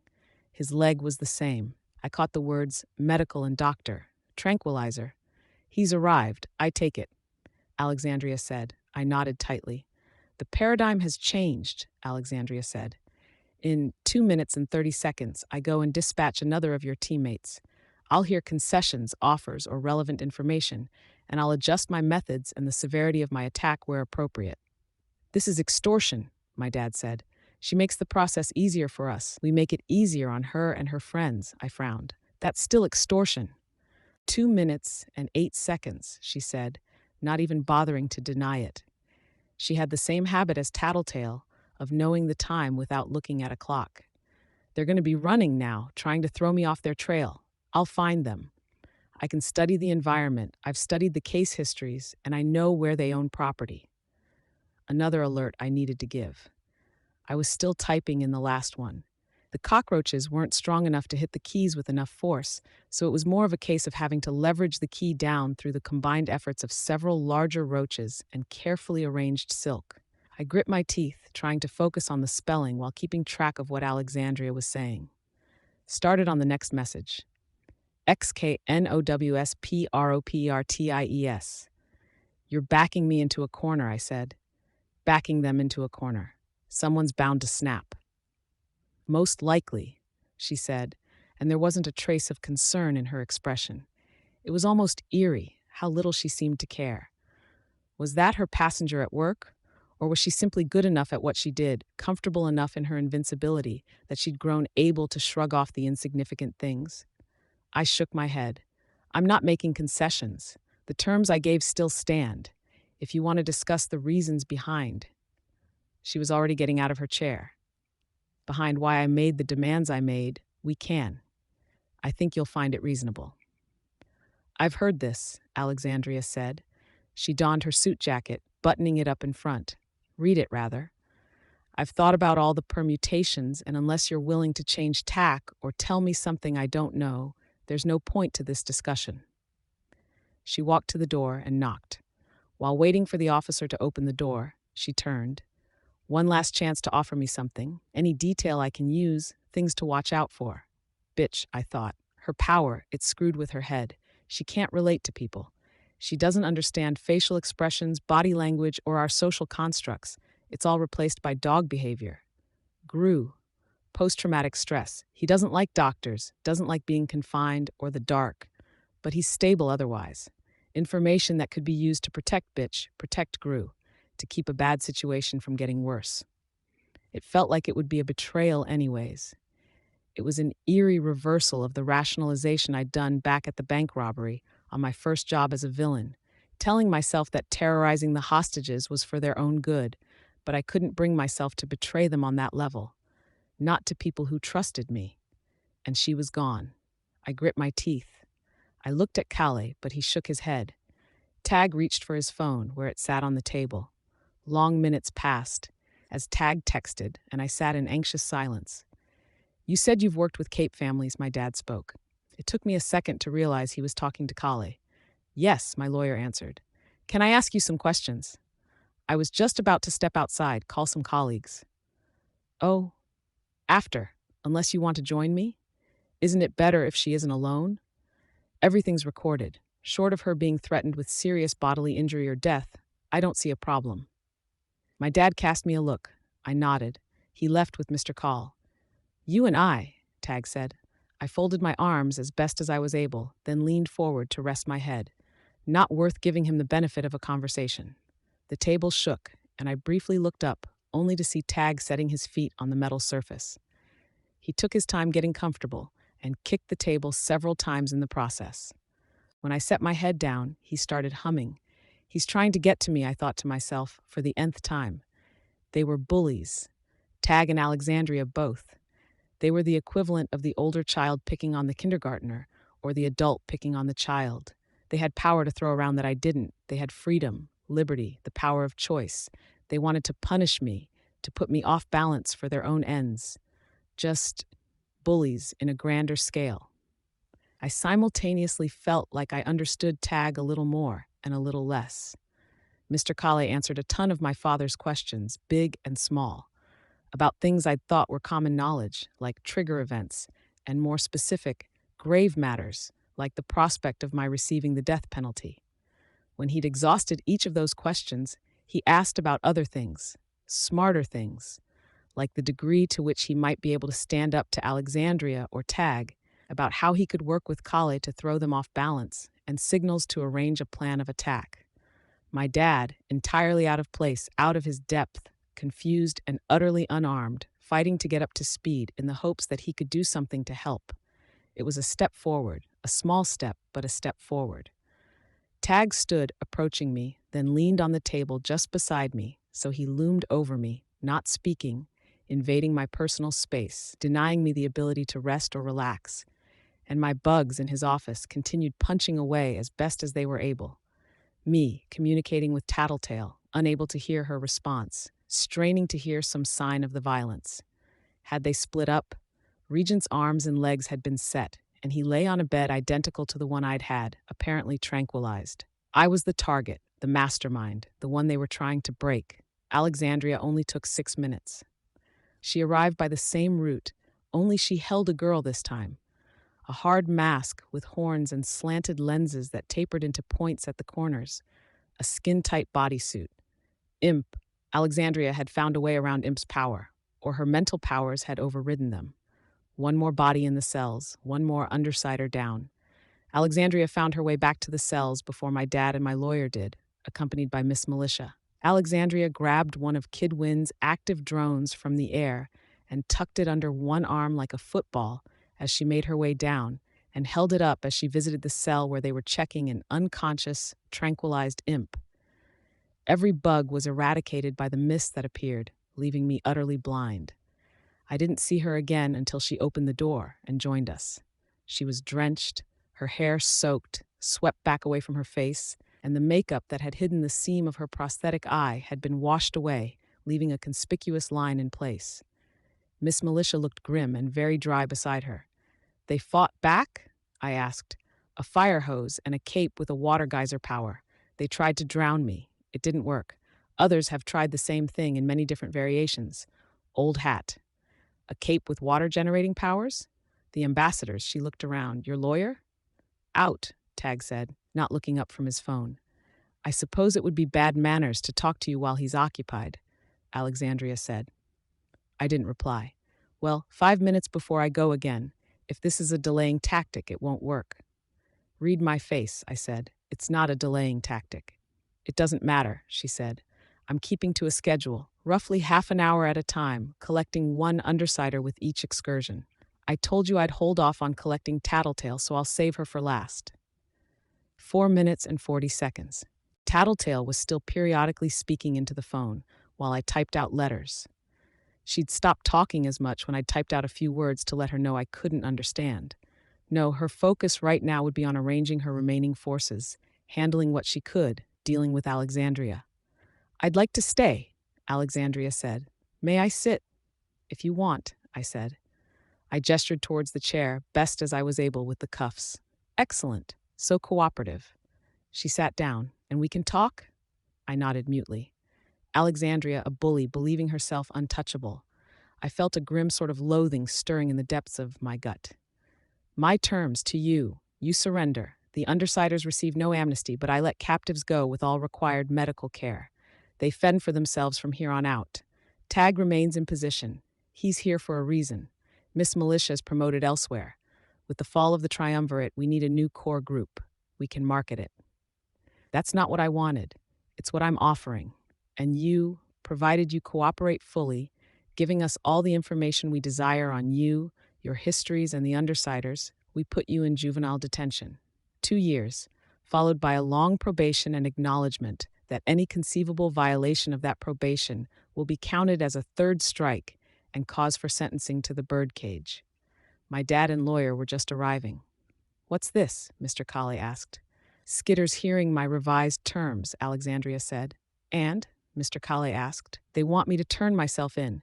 I get virtually nothing except the prompt release of the undersiders she's picked up and a stay in juvenile detention until I'm 18. I could see my dad's eyes light up. He saw this as a way out when he was seeing just how deep we were in the midst of this, which broke my heart in a way. "And your thoughts?" Mr. Calais asked. "No," I said. I looked at Alexandria. "No." "This isn't the sort of offer that stays on the table," she said. "If you want to push this further, we could keep the undersiders." "You need the undersiders," I told her. "You need someone on the ground, keeping the real monsters out of the city. You need us, so don't pretend you're really going to keep them." "There's other options," she said. "It doesn't matter," I said, "because even if there wasn't that security, no." "That's a disappointment," she said. "You wanted compromise." "Skitter," Miss Militia said, "but you're asking for the impossible." "I'm asking for the improbable," I said. "But it wouldn't be worth fighting for if it was easy. Alexandria isn't asking me to meet her halfway. She's threatening people I love. From teammates to friends to people you love." I grit my teeth. "I don't blame you," she said. "I loved Hero. I loved Legend and Eidolon and Murden. I know what it means to pass through hell together, to take a desperate breath for air, to clutch for clarity of mind, and help each other find the briefest of respite in the little things, only to plunge into that hell once more. The little jokes, the familiarity, the gestures, and small kindnesses, they count for a lot when you've been through what we've been through." "Don't compare us," I cut in, "and you learn to look past their faults, the little evils," she said, "and they learn to look past yours." Miss Militia gave Alexandria a curious look, then turned to me. "The offer, it's the most reasonable one we can give you. It's generous, considering all you've done." "It's not enough," I said. "Until my team has amnesty, I can't back down. I can't abandon them to fight lunatics like Tag and Alexandria the second I'm gone." "That's what you want?" Alexandria asked. "Amnesty, release for captured teammates, and a sentence to juvenile detention?" My dad reached out, taking my hand, a silent plea, saying everything without doing me the disservice of interjecting. It wasn't enough, but it was something. I could trust my teammates to hold their own. I could find my way. 2 years made for such a small length of time. It would mean I was in custody when Dinah's deadline came. But maybe that was what she'd wanted. For me to be somewhere secure when it all started. I couldn't rule it out. And all it would take was for me to do what I'd done for so long before I had my powers, for months after I'd had my powers. To capitulate, to let go of my pride, to let them win, those people who wanted to use their power, their prestige, and superiority against me. My dad squeezed my hand, hard. "I named my terms," I told Alexandria. "I trust my teammates, and I trust that they'll win where it counts." "No." I met Tag's eyes, and my voice was a growl. "And if you fucking hurt another hair on their heads, I'll see you pay for it. Like Lung, like Valifor. And if it comes down to it, I'll come after you like I did with Butcher and Coyle Calvert." I directed my glare at Alexandria as I said that last part. "You're admitting," Miss Militia started. "Let's not pretend we don't all know," I said. I felt my dad's hand drop away from mine. I might have met his eyes, to take in the hurt and the pain that came with seeing who I really was, but I wasn't willing to break eye contact with Alexandria. "You can read facial expressions? Read this. Know I'm telling the truth. Know that I'll take you apart, given the slightest excuse."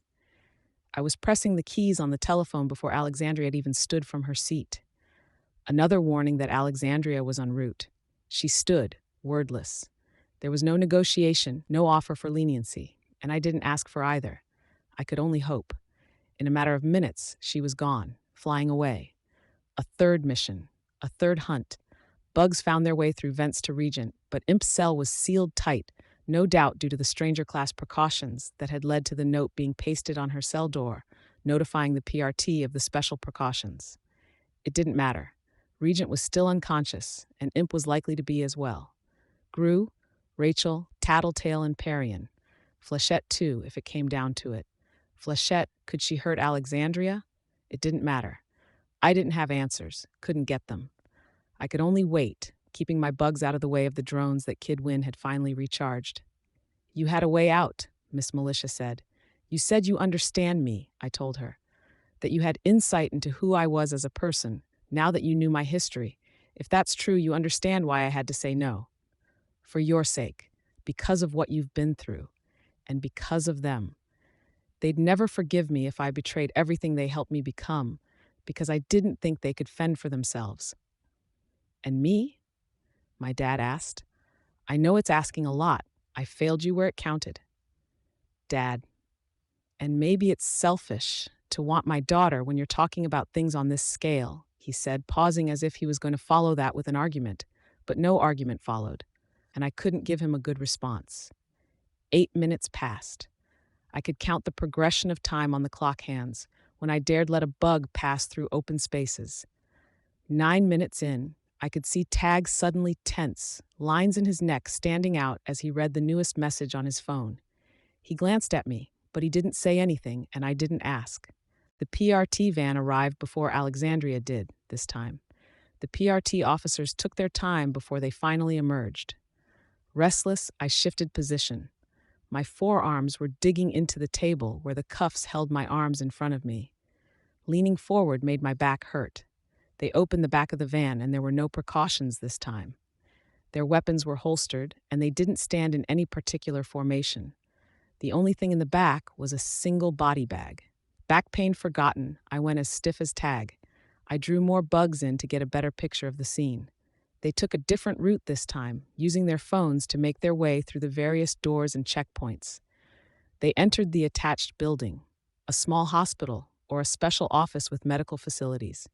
It didn't matter, and they made their way to the morgue. The size of the bag, it couldn't be Lizard Tail. He was too large. Was the wrong size and shape to be one of the dogs. That left only 3 real possibilities: a PRT officer, Rachel, or Brian. I closed my eyes, clenched my hands. Then one of the PRT officers who was escorting the body said something, and others laughed in response. It was one of those rare moments I could discern tone, and it wasn't a kind one. That was enough for me to know it wasn't one of them. It wasn't a civilian. Metal clicked as they unlocked the heavy clasps and locks that were likely meant to prevent any parahumans from getting up from the dead. They unzipped the bag and lifted the body onto the drawer. The drawer slid into the recess. The lid was closed and locked. I didn't want to know which of them it was. I couldn't. Whether it was Brian or Rachel, it didn't matter. Neither of them would get up from the dead. They weren't so lucky. I stared down at my hands, and I felt myself go cold, my thoughts crystal clear, singular. Taylor, my dad murmured, so quiet I could barely hear him. Yes, I sounded so calm, like an entirely different person was speaking. You're shaking, he whispered. Oh, I said. I couldn't really think of anything else to say. He was right. My fingers were trembling. I looked at Tag to see if he'd heard or if he'd noticed. No indication, but his hand was close to his gun. The text he'd read, he knew.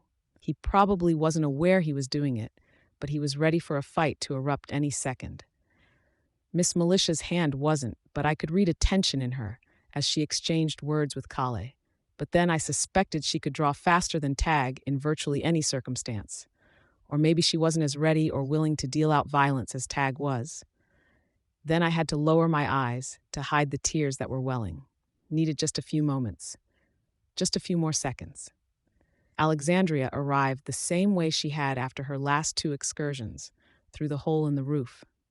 With the speed she moved, she didn't risk being spotted. Even photography wasn't in the cards. With the speed she moved, she didn't seem to notice the bugs that followed after her as the aperture began to close behind her. She got as far as the ward's HQ before she stopped, and the bugs had a chance to catch up to her. As though I'd thrown a javelin, they speared right for her nose and open mouth, the fastest-moving bugs I had at my disposal, and spiders. She was invincible, the flesh inside her throat untouchable. The flap that kept food out of her lungs kept the bugs at bay.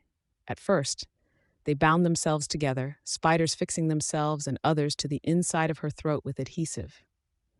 As strong as she was, air didn't move past the mass of bugs that filled her mouth as they fought to move into positions where they could block her throat. She coughed in an instinctive attempt to dislodge them. Even with super strength, even with a diaphragm like hers, the coughs didn't remove every bug, and the greedy gasp of air allowed those who remained to find their way inside, filling her lungs. They were just as impervious inside, but the bugs arranged themselves side by side, forming a layer that blocked the flow of oxygen to the membranes of the lung itself. Spiders drew out silk, filling gaps. If she could choke, if Leviathan saw submerging her in water as a viable tactic, if Tattletale saw fit to try to do the same, then I could drown her in insects. The wards were watching, realizing what was going on. Clockblocker ran, pressing a button for the alarm, and in front of me, Tag moved, drawing his gun. His voice was a roar. "She knows!" A thread caught it before he could point it at me, and it fell to the ground. With each entry that had been made into the interrogation room, barring the one where she'd used the drone in Imp's cell, I'd brought more bugs inside. Spiders, hornets, black widows, brown recluses, and more. I'd warned him. He jumped as he felt the bites, shouted as hornets found the soft tissues of his eyes, his tongue and eardrums. Black widows and brown recluses found crevices. Miss Militia moved too, but the silk I'd used only bound her hand, didn't serve to stop her. "Taylor," my dad's voice sounded so far away. I'd promised myself I wouldn't let the bullies win again, I thought, that I'd stop the monsters. But the thoughts sounded disconnected, false. No, this was revenge. Something simpler than any of that. Miss Militia raised a gun, pointing it at me, where I had my head bowed, hands still chained in front of me. My dad was shaking me, but I wasn't a hard target to hurt, and my bugs weren't hurting her, weren't touching my dad, or Mr. Calle, who was backed up into a corner, trying to make as much distance from me as he could. She didn't shoot. Her gun clattered to the ground. "Taylor," she called out, as if she could reach me that way. "I'm not going to shoot, but you have to stop." "Not a promise, not an oath, or a malediction, or a curse," I said, sounding calm, probably inaudible in the midst of Tag's screaming. Inevitable. Wasn't that how she put it? I told them. Warned them. Alexandria, in the basement, still choking, drowning on dry land with lungs full of dragonflies, spiders, and cockroaches, soared. She flew through the closed barrier in the roof, and debris showered down on the wards who'd approached her, wanting to help but finding themselves unable. In moments, she was out of my range, too high in the air. I wasn't sure it mattered. And Tag was staggering towards me, roaring something incoherent, chewing and spitting in a feeble attempt to remove bugs from his mouth. His tongue was likely swollen already. The Black Widow venom would take effect soon. He tried to push my dad out of the way, and my dad blocked him, shielding me with his body. Tag kicked my father hard enough to drive him to the ground. The director was still shouting, nearly blind. He gripped me by the hair and slammed my head down on the table hard. I saw stars, felt tears welling out freely, as if the dam had finally broken. Blind, writhing in pain, and a struggle to get the insects off him, Tag still managed to hold me down as the PRT officers burst into the room. They had darts like the one that Shadow Stalker had kept in her crossbow, jammed one into my neck.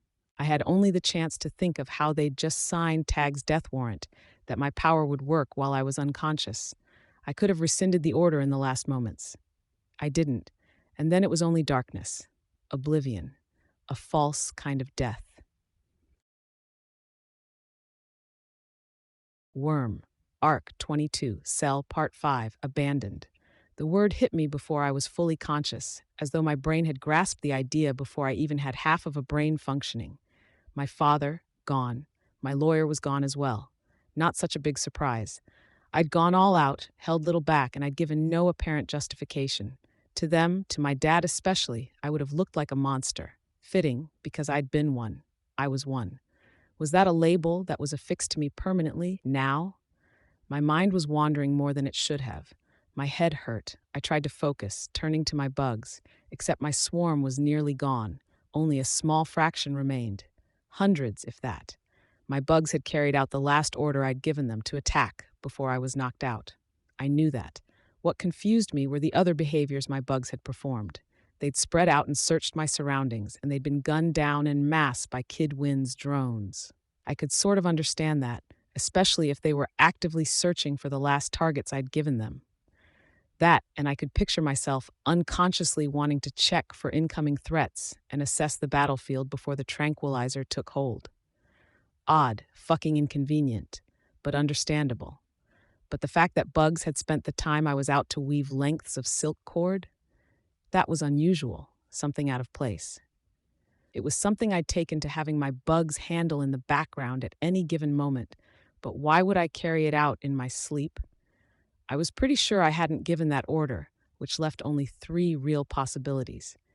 Either my unconscious mind had willed it while I slept, or my passenger had. Unnerving. More unnerving was the third possibility, that there wasn't a real distinction between my unconscious mind and the passenger.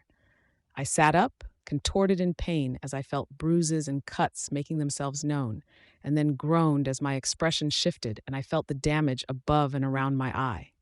There was a wound, my skin had split, and the tightness coupled with the crusty wet sensation suggested drying blood. My glasses were screwed up too. Tag had knocked one lens out of the frame when he'd slammed my face into the table. My vision was oddly dreamlike, blurry through my right eye, too crisp through my left. I moved my hands to move the glasses and felt the heavy-duty cuffs encasing them, the sort of handcuffs reserved for low-level brutes that covered my hands entirely, each hand welded to the other. I was in the PRT offices. I was back in my cell. As far as I could tell, the building was empty. My power reached 5 blocks and nothing. There were no people. Computers were active, television screens were glowing with shifting images, and cars sat in the middle of the road outside, but the people were gone. Evacuation? When my power hadn't stopped, the PRT would have ordered people to clear out of the area. Maybe they weren't sure if my power would keep going if they shot me. I stood and rolled my shoulders, feeling things pop, grind, and sing with pain in response to the movement. I'd had my hands fixed in front of me for the better part of the day, with only a brief respite in my cell while I'd showered. Showering, it made me think of being in my lair after the first night I'd been with Brian. I pushed it out of my mind and Rachel appeared instead, stepping to fill the blank in my mind's eye. As if I were suddenly channeling her, I struck at the door with the restraints that encased my hands. Metal struck metal, the strike barely denting the brushed stainless steel of the door's surface. A rapid, high-pitched beeping sounded from above me. I looked up at the orb just in time to see it lighting up. I threw myself to the ground, felt the shock jolt through me. If I'd been sore before, the jolt cranked it up to 10. I felt my mind go white, heat coiling through the interior of my body, as though it were dancing around my internal organs and bones. The strength went out of me. My cuffs were too heavy, and I didn't have the ability to hold them up. I fell, as though the restraints were an anchor pulling me down. I could feel my muscles twitching in a way that seemed like it was intentionally making the sorest parts of me move. Do not disturb the peace of your cell. This deterrence measure was calculated at 20% of your overall capacity. The next response will be at twice the strength. Thank you, the automated voice informed me.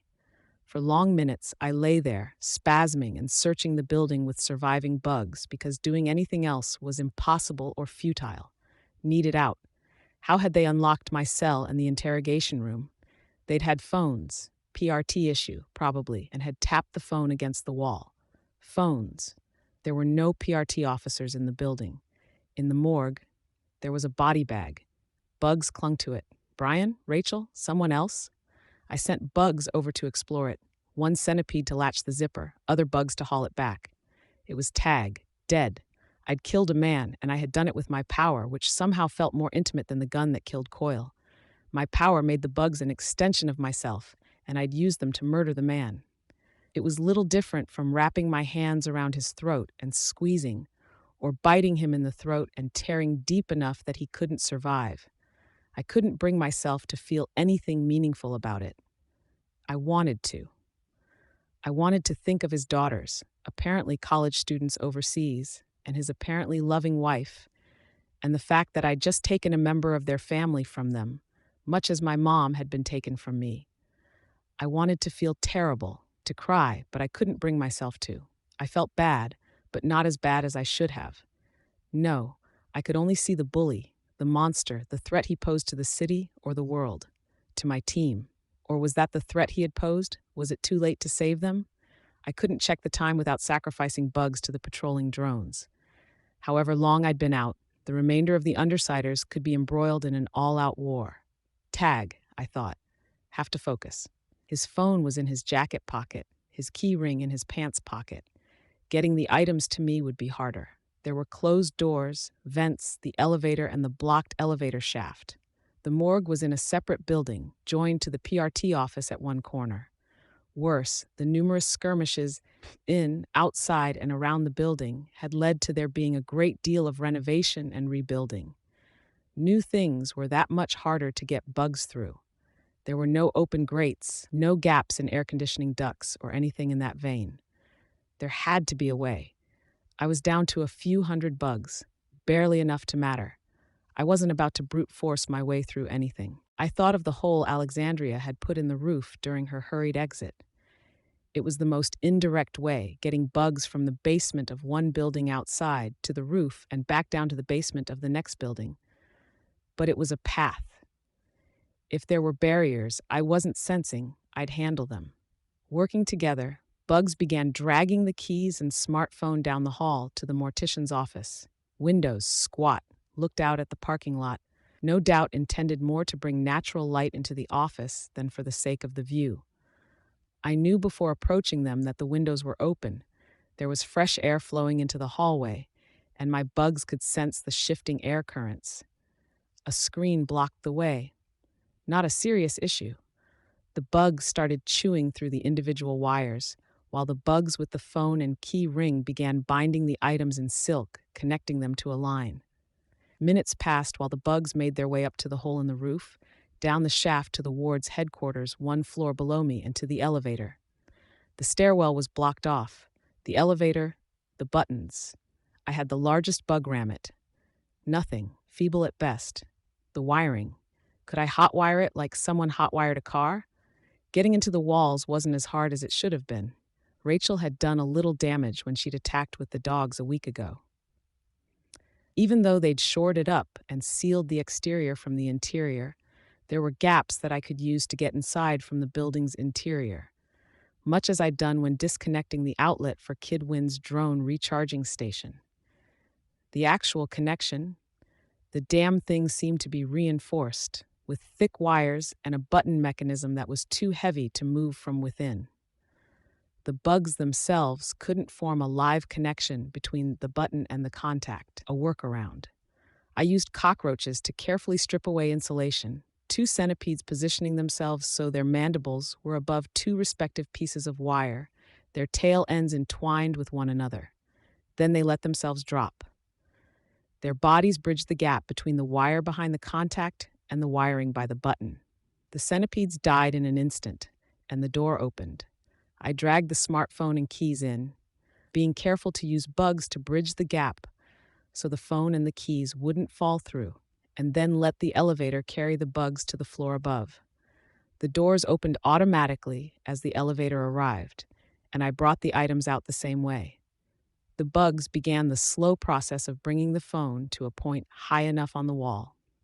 I spent the time recovering, flexing my muscles until I was sure they moved right.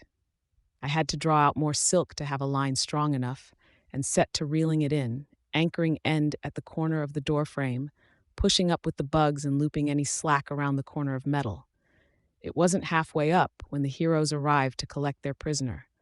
A vibration through the building as a heavy vehicle landed on the helicopter pad on the roof, 4-legged with turbines in the place of wings and a necklace head. A man stepped out. Defiant. Dragon arrived as Defiant reached the elevator door on the rooftop. My bugs inside continued the glacial process of raising the phone to the necessary height, while the ones outside clustered on Defiant and Dragon. They knew I was here. There was no reason to be subtle. The only thing I had to be careful of was keeping Defiant from killing the swarm with one of his bug-zapping tricks. His focus was on his phone and the door, instead. He was typing something. A password? If one was required to access the phone, I was screwed. If it was access-specific, I memorized the sequence. Now I had the problem of using it on the touchscreen of the smartphone. If it was pressure-sensitive, then I could use it. If it was heat-sensitive, bugs approached the fluorescent light bulbs in the hallway outside, warming themselves until their wings and legs threatened to burn up. The pair of heroes was halfway to the elevator on the top floor when the phone reached the correct height. Bugs I'd warmed on the bulbs moved to the keyboard. copying the same sequence of movements I'd tracked with the bugs on Defiant's glove and phone. The door slid open. I dropped to my hands and knees to get the phone in my teeth, stooped down so the bugs with the keys could latch on to my gauntlet restraints, then speed hobbled for the elevator, chains at my ankles clanking. I hit the button a second before Defiant hit the one on the top floor. The doors opened immediately. They hadn't reacted yet. The delay before the elevator moved hadn't registered with them. Once they saw the elevator moving, they would expect me to run, cut me off. Fuck that. Had to second guess them, which was harder than it sounded because they weren't dumb. If they expected me to make a break for the ground floor, I'd have to do something else. I leaned back against the wall and used my bare toe to hit the button for the first and third floors. That done, I turned my attention to the keys. The phone went into one pocket, moved by a swarm of bugs and the slope of my arm. When that was done, smaller bugs searched the keyhole at the base of my restraints to gauge the width. Other bugs marked the keys that fit the same size, yet others holding the ring against my restraints, so I could use my teeth to pick through them, sliding them around the ring when they weren't appropriate. Cockroaches wedged themselves in between keys to speed the process along. Defiant and Dragon were moving. Dragon opened a window and moved outside, while Defiant headed into the stairwell. They wanted to cut me off on the ground floor. They could communicate without talking, some kind of system built into their masks. It made this harder. I couldn't listen in and anticipate what they were saying. By the time I passed the first floor, they were turning around. I hurried to the stairwell and took the stairs two at a time in a hurry to get up to the second floor. Just inside the door, I used my toes to ease it closed, then crouched to stay out of sight as Dragon patrolled outside, peeking in the windows.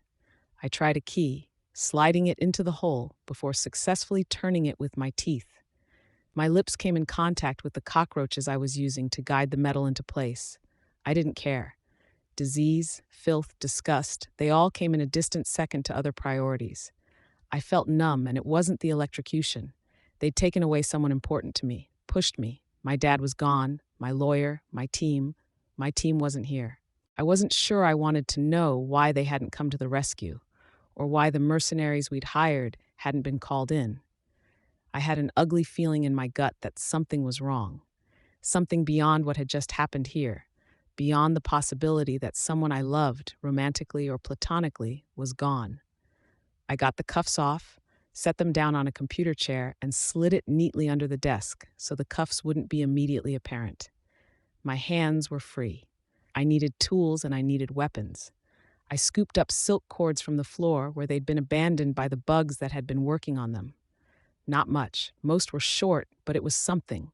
I set my bugs to splicing them together. One 20-foot rope was more use to me than 10 cords that were each 2 or 3 feet long. Other priorities. Those fucking drones. I could see them. Footballs with one end sawn off, carried aloft by anti-gravity panels like the ones from Kidwin's skateboard. I could see one switch modes, unfolding and reconfiguring to an entirely different setup, from white to red. I used my body to block its line of sight to my swarm, trusting that it wouldn't do any serious damage if there was a human in its line of sight, then grabbed the thing out of the air and shoved it into a desk drawer. I shut the drawer firmly before blocking it with a box of paperwork. I'd slipped out of the pair's grasp for just a moment. I had little doubt they'd pull some other solution out of their tinker caps before long. I crossed the room to get to a second drone, picking up a trash can from beside one desk, catching it like I might a large butterfly in a net, and then planting it on the ground, moving a monitor from someone's desk to sit on top. Once the way was clear, my swarm worked to catch up. Tag's phone wasn't good for anything more than access until I figured out his password. A check of the phones failed to give me a dial tone. Dragon's work? This floor was where the PRT officers worked. It was where they got briefed and debriefed, and where they typed up their paperwork. I'd observed them at work with my bugs, had seen the patterns and figured it out in advance. I'd also seen where they kept their stuff. Tag's phone and the code Defiant had used served to open the supply room. In the same moment, the lock opened, Dragon turned around and made a beeline for the stairwell, using her jetpack to pick up speed. Defiant changed direction only a moment later. She'd tapped into the security system, no doubt. Defiant would know the building's layout if he had any of his old technology. I couldn't give them any advantages, and if she had eyes on the security system, it would eliminate any possibility of me evading them. I set Bugs to chewing on the lines that fed into the building from outside. The boxes were locked, but I had Tag's keys and nothing to lose. Fully aware of Dragon and Defiant's approach, I worked my way through the keys in much the same way I had with the keys for the cuffs. The lights abruptly went out. After a moment, the lights came back on with a dim red glow. The backup generator. I started to work on that as well. I could fight in darkness. I wasn't sure they could. I could hear them walking by the time I got the box open. Grenade launchers with special shells. I turned a grenade launcher over in my hands before figuring out how to open it and load the cartridges. Each was color-coded with a symbol and two-letter codes stenciled on it. A green cartridge with a face, eyes squinting, mouth open with tongue extended, TG beneath. A red cartridge with the letters IG and a flame. A blue cartridge with a stickman stuck in goop, CF, no doubt standing for containment foam. A yellow cartridge with a lightning bolt and EM beneath. I loaded the last, aiming out the open door of the storage area, and pulled the trigger. Nothing. A bar of black on the back of the grip lit up with letters, running vertically from above my thumb to the bottom of the grip. Non-confirmed. They'd either learned since we attacked the fundraiser, or they took stricter measures with their more dangerous weaponry. I investigated, but there didn't seem to be a place to input any code. The footsteps drew closer, heavy. I could sense Defiant with my swarm, only a short distance away, looking into the briefing room to see if he could spot me. Fingerprints, I thought, except there wasn't a flat panel to press the finger against. The grip was textured, and nothing about the barrel suggested it was meant to read anything. The gloves. I used the same key that had opened the box to access the locker with the armor the PRT officers wore. I found a glove and began pulling it on. Defiant appeared in the doorway. He aimed the butt of his spear at me, and the display on the gun dissipated. He lunged, and the butt of his spear caught me just below the collarbone. With that alone, he pushed me into the lockers with enough force that they rocked against my back, rendering me pinned. I let the grenade launcher fall to the ground. Dragon appeared behind him, setting one hand on his arm as she passed through the door. He eased back on the pressure. I glared at them, but they didn't speak, and Defiant didn't move to release me. Were they talking with one another? Fine, I said. You got me. I had to. Defiant was shaking his head. He tapped his mask. Bugs flowed over the outside of his armor, and he didn't seem to mind. There were no openings, no apertures, no air holes or gaps I could work a bug into. He was playing the same game Mannequin had, to counteract my power. Fuck it. I wouldn't be able to sting him. Dragon either, apparently. He couldn't talk. I wasn't positive he could even hear. He shifted his grip, then grabbed my upper left arm. Dragon took hold of the right. They half walked, half carried me towards the stairwells and elevator. I walked more, to keep them from putting more strain on my already sore shoulders than out of any need. Their grip left me little doubt they could have held me off the ground if they wanted. Defiant stopped mid-stride, then glanced at Dragon and me. Without letting go of me, he charged the very air with a current from his spear, frying each and every one of the bugs I had in the area. It included, unfortunately, the two groups of bugs that were following me, each group discreetly escorting specialized canisters from the grenade launcher. I could feel my hair shift in reaction to the strike, the little hairs on my arms and the nape of my neck standing to attention. I wasn't sure if it would have worked, but my hope had been to possibly drop the grenades from overhead after we'd reached the roof. No such luck. I hung my head as we entered the stairwell, making our way up to the roof and the waiting vehicle. This was my escort, apparently.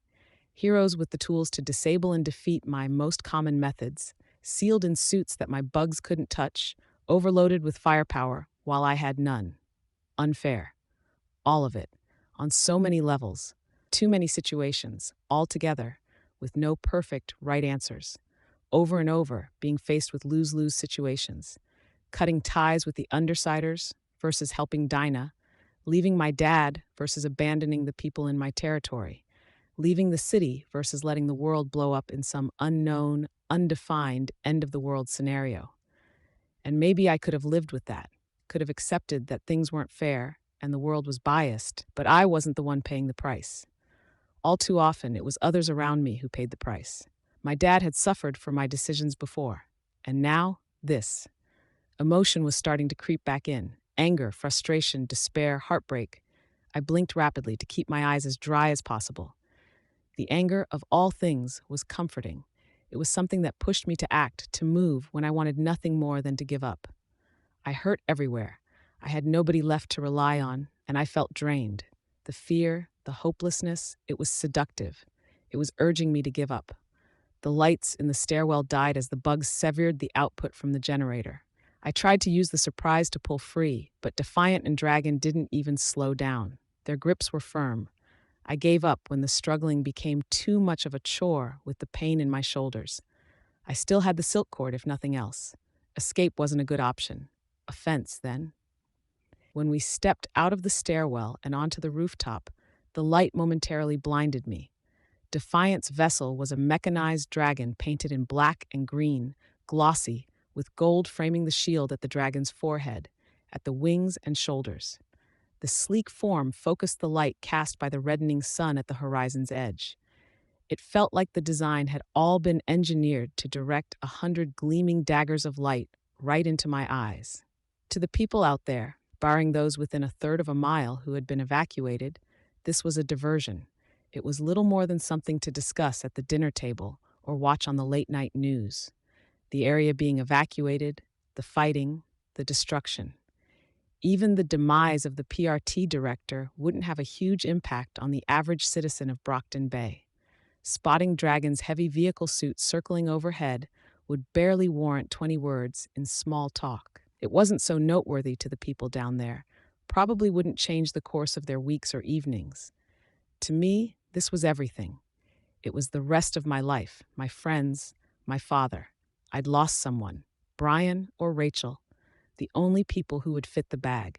I was doing what I could to avoid dwelling on it, glad that I hadn't yet confirmed it either way, because it let me feel like it was Rachel when I was thinking about Brian, or vice versa.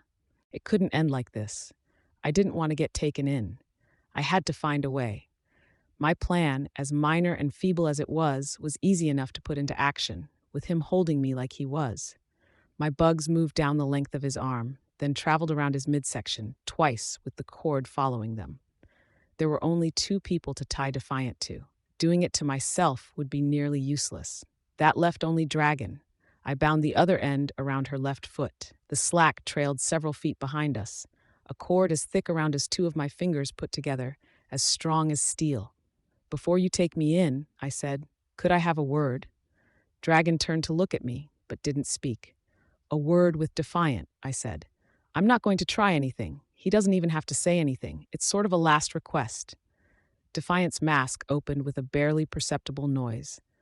"A last request," he made it a statement rather than a question. "We can talk in the Pendragon. There's no need." I spent the day in a cell. I wanted some fresh air. Sue me for thinking you actually meant something when you apologized, that you were sorry for not being fair to me back then. I sounded more petulant and bitter than I liked. He glanced at Dragon, and the silence suggested there was a dialogue happening. "It's rude to whisper," I said. Again, more petty than I wanted to be. "She can't speak out loud," Defiant said. "It's complicated to explain. She's under certain restrictions, many related to the PRT, and we'd agreed we didn't want to win like that back at the school. The only way for Dragon to stop was if I stepped in and made her stop, and she was hurt in the process. The recovery is slow." Only if he made her stop? Because the PRT would be harsher with her, with whatever leverage they had over her? I thought. Was that something I could use? What did they have on her that they didn't have on the hero on probation? "Thank you," I said to Dragon, "for doing that." She gave me a curt nod in response. "I've been trying to grow as a person with Dragon's help," Defiant said. "I'm willing to listen, but it'll have to be fast." "Okay," I said. I glanced at Dragon. I almost hated to do this, but I'd already started, and I couldn't go to jail. not with things as they stood. Can I talk to him in private? Defiant and Dragon exchanged a look. He nodded once, and she took flight, heading towards her airborne vehicle suit. The cord went taut, and Defiant's grip on my arm was wrenched away as he was dragged back. Heavy as he was, Dragon's jet was powerful, and he wasn't on his guard. It took him seconds to realize what was happening, to get his footing and shift his center of balance lower to the ground. I was already moving, chasing him. There was no point to trying to escape if they were right on my heels. He came to a stop at the edge of the roof, but I was already arriving, taking advantage of his lack of balance to throw myself into his upper body. Not the first time I've fought a dragon man on a rooftop, I thought, as I felt Defiant move in response. All of his sturdiness and armor, nothing with a strong push at the right moment. One to mark the start of my career in costume, the other to mark the end. If he'd had a mind to, he could have grabbed me and taken me down with him. Maybe Armsmaster would have.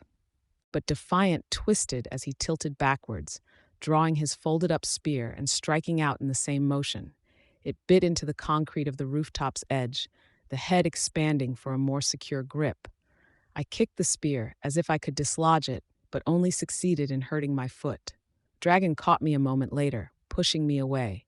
She offered Defiant a hand, and he used both her grip and the spear to right himself, pulling himself back from the edge. He stepped forward and gripped me by the front of my oversized prison uniform t-shirt. "Stop that," I only glared. "Stop trying things," he repeated, as if he thought repetition would get through more than articulation. "Fuck you," I said. I didn't like how I sounded.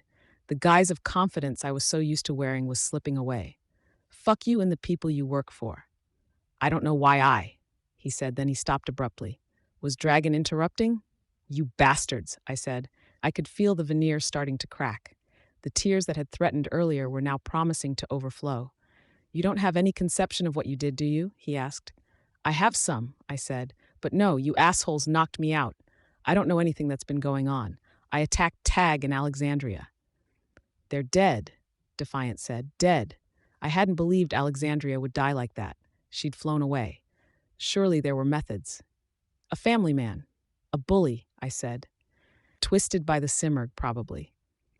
"He was vetted," Defiant said. "But he's not important. You killed one of the strongest recognized heroes in the world at a time we needed her most. Her image, her courage, her help. Do you know what's going to happen now?" "I do," I said. "It's going to crush the morale of our defending forces, and it's going to break the hearts of billions of people around the world. I knew it when I made the call, but I did it anyways. And you doomed us all." "She doomed us all. She was the one who did it, her and Tag." "Maybe. Probably. They forced your hand. I understand that, and I've been trying to be lenient, gentle even, though it's not familiar to me." His tone changed. "You're making it hard. You keep trying things. Trying to kill me." "You would have survived," I said. "A 6-story fall in armor like yours. I could have run while Dragon looked after you, gotten my hands on another weapon or something." He didn't answer right away, but there was nothing indicating an exchange between him and Dragon. His voice was tight with restrained anger when he said, "You could make this easier." "I don't want to make this easy," I said. "As long as you work for them, I'm going to fight you. You want to know what Alexandria did? She and Tag convinced me that the PRT is more trouble than it's worth. If we have to rely on them to win this, then we don't deserve to win." "That's a choice you just made for a whole planet of people," Defiant said.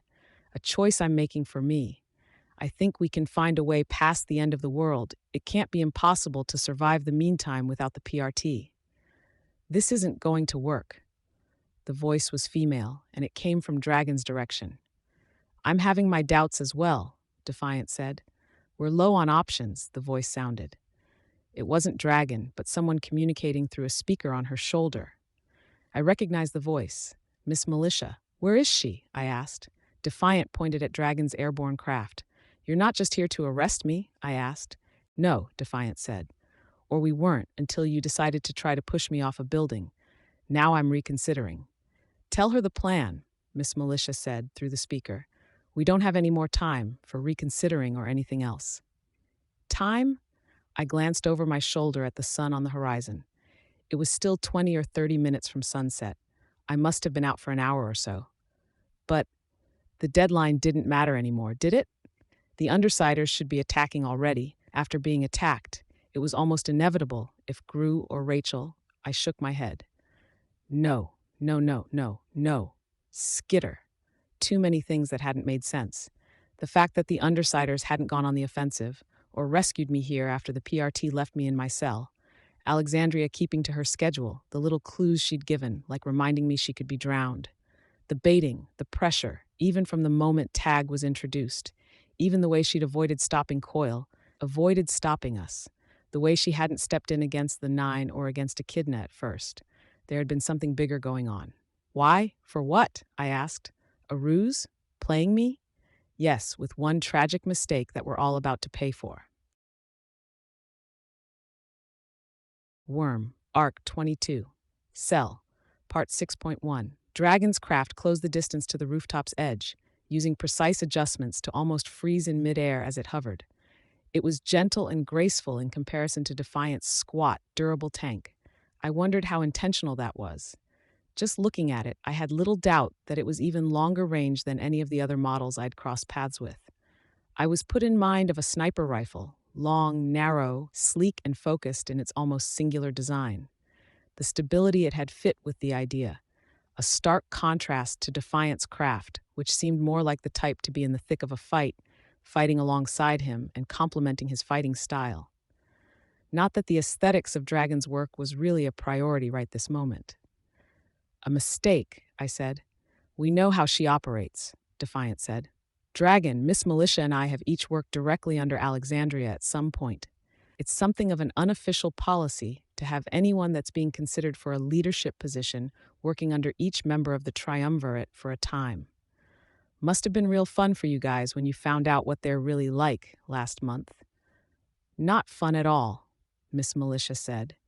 She had to stoop to exit the ship and step onto the roof's edge.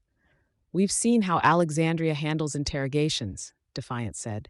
She reads micro-expressions, shapes every statement and action to get the responses she wants. And she wanted this? I asked. Defiant shook his head. Knowing her, this was a gambit. It wouldn't do to have one workable outcome. She pushes you, and if you attack, she has cause to finish you off or send you straight to the birdcage without a trial.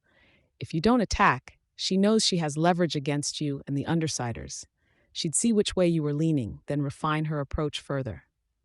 And here I was, Miss Militia mused, thinking you didn't have a head for this sort of thing, Defiant. I've had help, he said, glancing at Dragon. But she didn't get either of those results, I said, at least not like she wanted. For all her brains, for all this apparent ability to read me, she didn't understand what my friends mean to me. I think she understood well enough, Defiant said. But the mistake, the tragedy in all of this, was that she didn't get an accurate read on you. Much, I expect, for the same reason my lie detector could never seem to. She was working with bad information, and she pushed you too far, too fast. An eerie parallel to mistakes Tattletale had made in the past, and I killed Alexandria and Tag because of it. And my friends? Just to make sure, they're okay? Alexandria didn't touch them. The ones she brought into the building were body doubles, and the real Undersiders are poised to attack in. Miss Militia reached for her phone. 15 minutes, Defiant said. 15 minutes, Miss Militia said. In the meantime, we're trying to deal with your lawyer, who got his hands on the footage of the interrogation and is threatening to bring hell down on our heads. Earning his pay, I thought. She continued without pause. And we still have to find a way to handle this without a complete PR catastrophe. Once the media gets hold of this, we lose the ability to control the situation. Dragon is managing the details as we speak, Defiant said. She can isolate and track digital communication, but she can't stop the spread of word of mouth. Chevalier's doing what he can on his end, but the PRT agents that confirmed Alexandria's death won't be able to keep their mouths shut forever, not with something as grave as this. 15 minutes, Miss Militia said. 14. Defiant cut in, correcting her. 14 minutes, she said. That's our working timeline. Even if Skitter were to call off the Undersiders, we have information leaks. Then what if we let it leak? I asked. We say, fuck it, the PRT is fucked, Alexandria is a monster. Let people figure it out for themselves. You don't really want that, Miss Militia said. The system is fucked, I said. Everything that's happened, it's taught me a few things. People are fucked up, for one thing, and any organization that has people in control is going to be fucked on an exponential level. But for all that, people are a hell of a lot tougher than we give them credit for. We survive, we innovate. So yeah, I'm seriously thinking along those lines. I wouldn't mind seeing the PRT burn, damn it, because I think we'll make it regardless. Why? Miss Militia asked. What changed your mind from the moment you decided to surrender? Your friends weren't at risk. You already knew something about Tag and Alexandria. I told her. You were part of it. I didn't do anything. Exactly. You can't blame me for standing out of the way. You had a plan. Alexandria told me she had a plan, and nobody shared anything substantial with me. I couldn't take a step without risking that I'd get in someone's way. I frowned. You're hurt. You're angry. You're still reeling from what you thought happened, Miss Militia said. Fine. That's fair, but we don't have time to work through that. You said you wanted to work together, to compromise. Do you stand by that? Are you willing to at least try a workable solution? Or are you going to keep fighting us? I glanced at Defiant. I'll hear you out. We need you to call your team and get them to stand down. We can't have bloodshed, and we can't have Tattletale divulging critical information. I folded my arms. Meet me halfway. 12 minutes, Defiant said. This isn't the time to be hard-nosed. You don't want this fight any more than we do. If this happens, your team will be at a very real risk of death or arrest. 3 of the AI models, dragons, mine, the Brockton Bay heroes, and no less than 10 visiting heroes. This is exactly the time to be hard-nosed. The undersiders get left alone. Those are my terms. Figure it the fuck out. There was a pause, an exchange of looks between Defiant and Dragon. We're talking to Chevalier and the chief director, Defiant said. Good, I answered him. A few seconds passed. I glanced at the sun, dipping beneath the mountains to the west. Miss Militia will fill in as an interim PRT director. A male voice sounded from the speaker at Dragon's shoulder. Chevalier. I'll arrange it. We have leverage with the current state of emergency and the issues that are liable to come up with the announcement that we can make use of the portal. And I'll remain hands-off unless I'm replaced or I have no other choice, Miss Militia said. We'll keep you in position for as long as we can. Postpone any changes or replacements until people get more comfortable with the idea.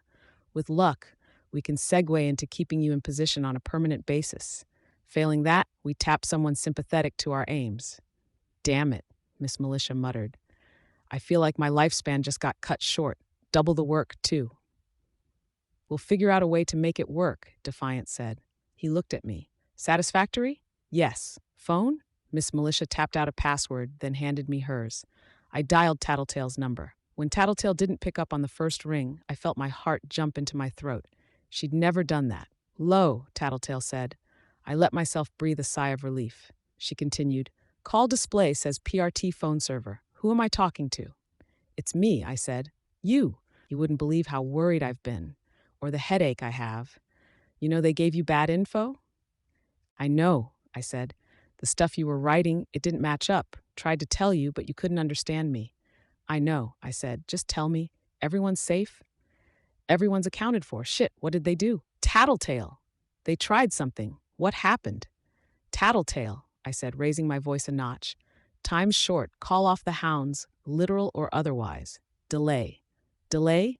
They're making temporary offers, I said, eyeing the heroes. We can make some temporary concessions. Okay, but I can't hold back some of the bastards we put into play. I can stop them, but that's it. They'll leave, and we're that much weaker. That's fine, I told her. These guys are at a bit of a disadvantage, too. Okay, let's see. All right, holding off for half an hour, adding 15 minutes to the clock? Tattletale asked. Longer? I asked. Any longer and more mercenaries start walking away, deciding to take the half we paid up front. That'll do then, I guess, I said, giving the heroes a thumbs up. You said they're weaker, huh? So it's true. I didn't want to use my power to verify, but the rumor mill is right? Alexandria bid it? Yes. I stopped. You did it? Tattletale asked. Guys? Her voice faded as she turned away from the phone. "Don't tell them," I said, once I realized what she was saying. It was too late. I could hear jeers and whooping from Regent and Imp in the background. I couldn't make out everything Gru was saying, but I caught something along the lines of Jesus H. fucking Christ.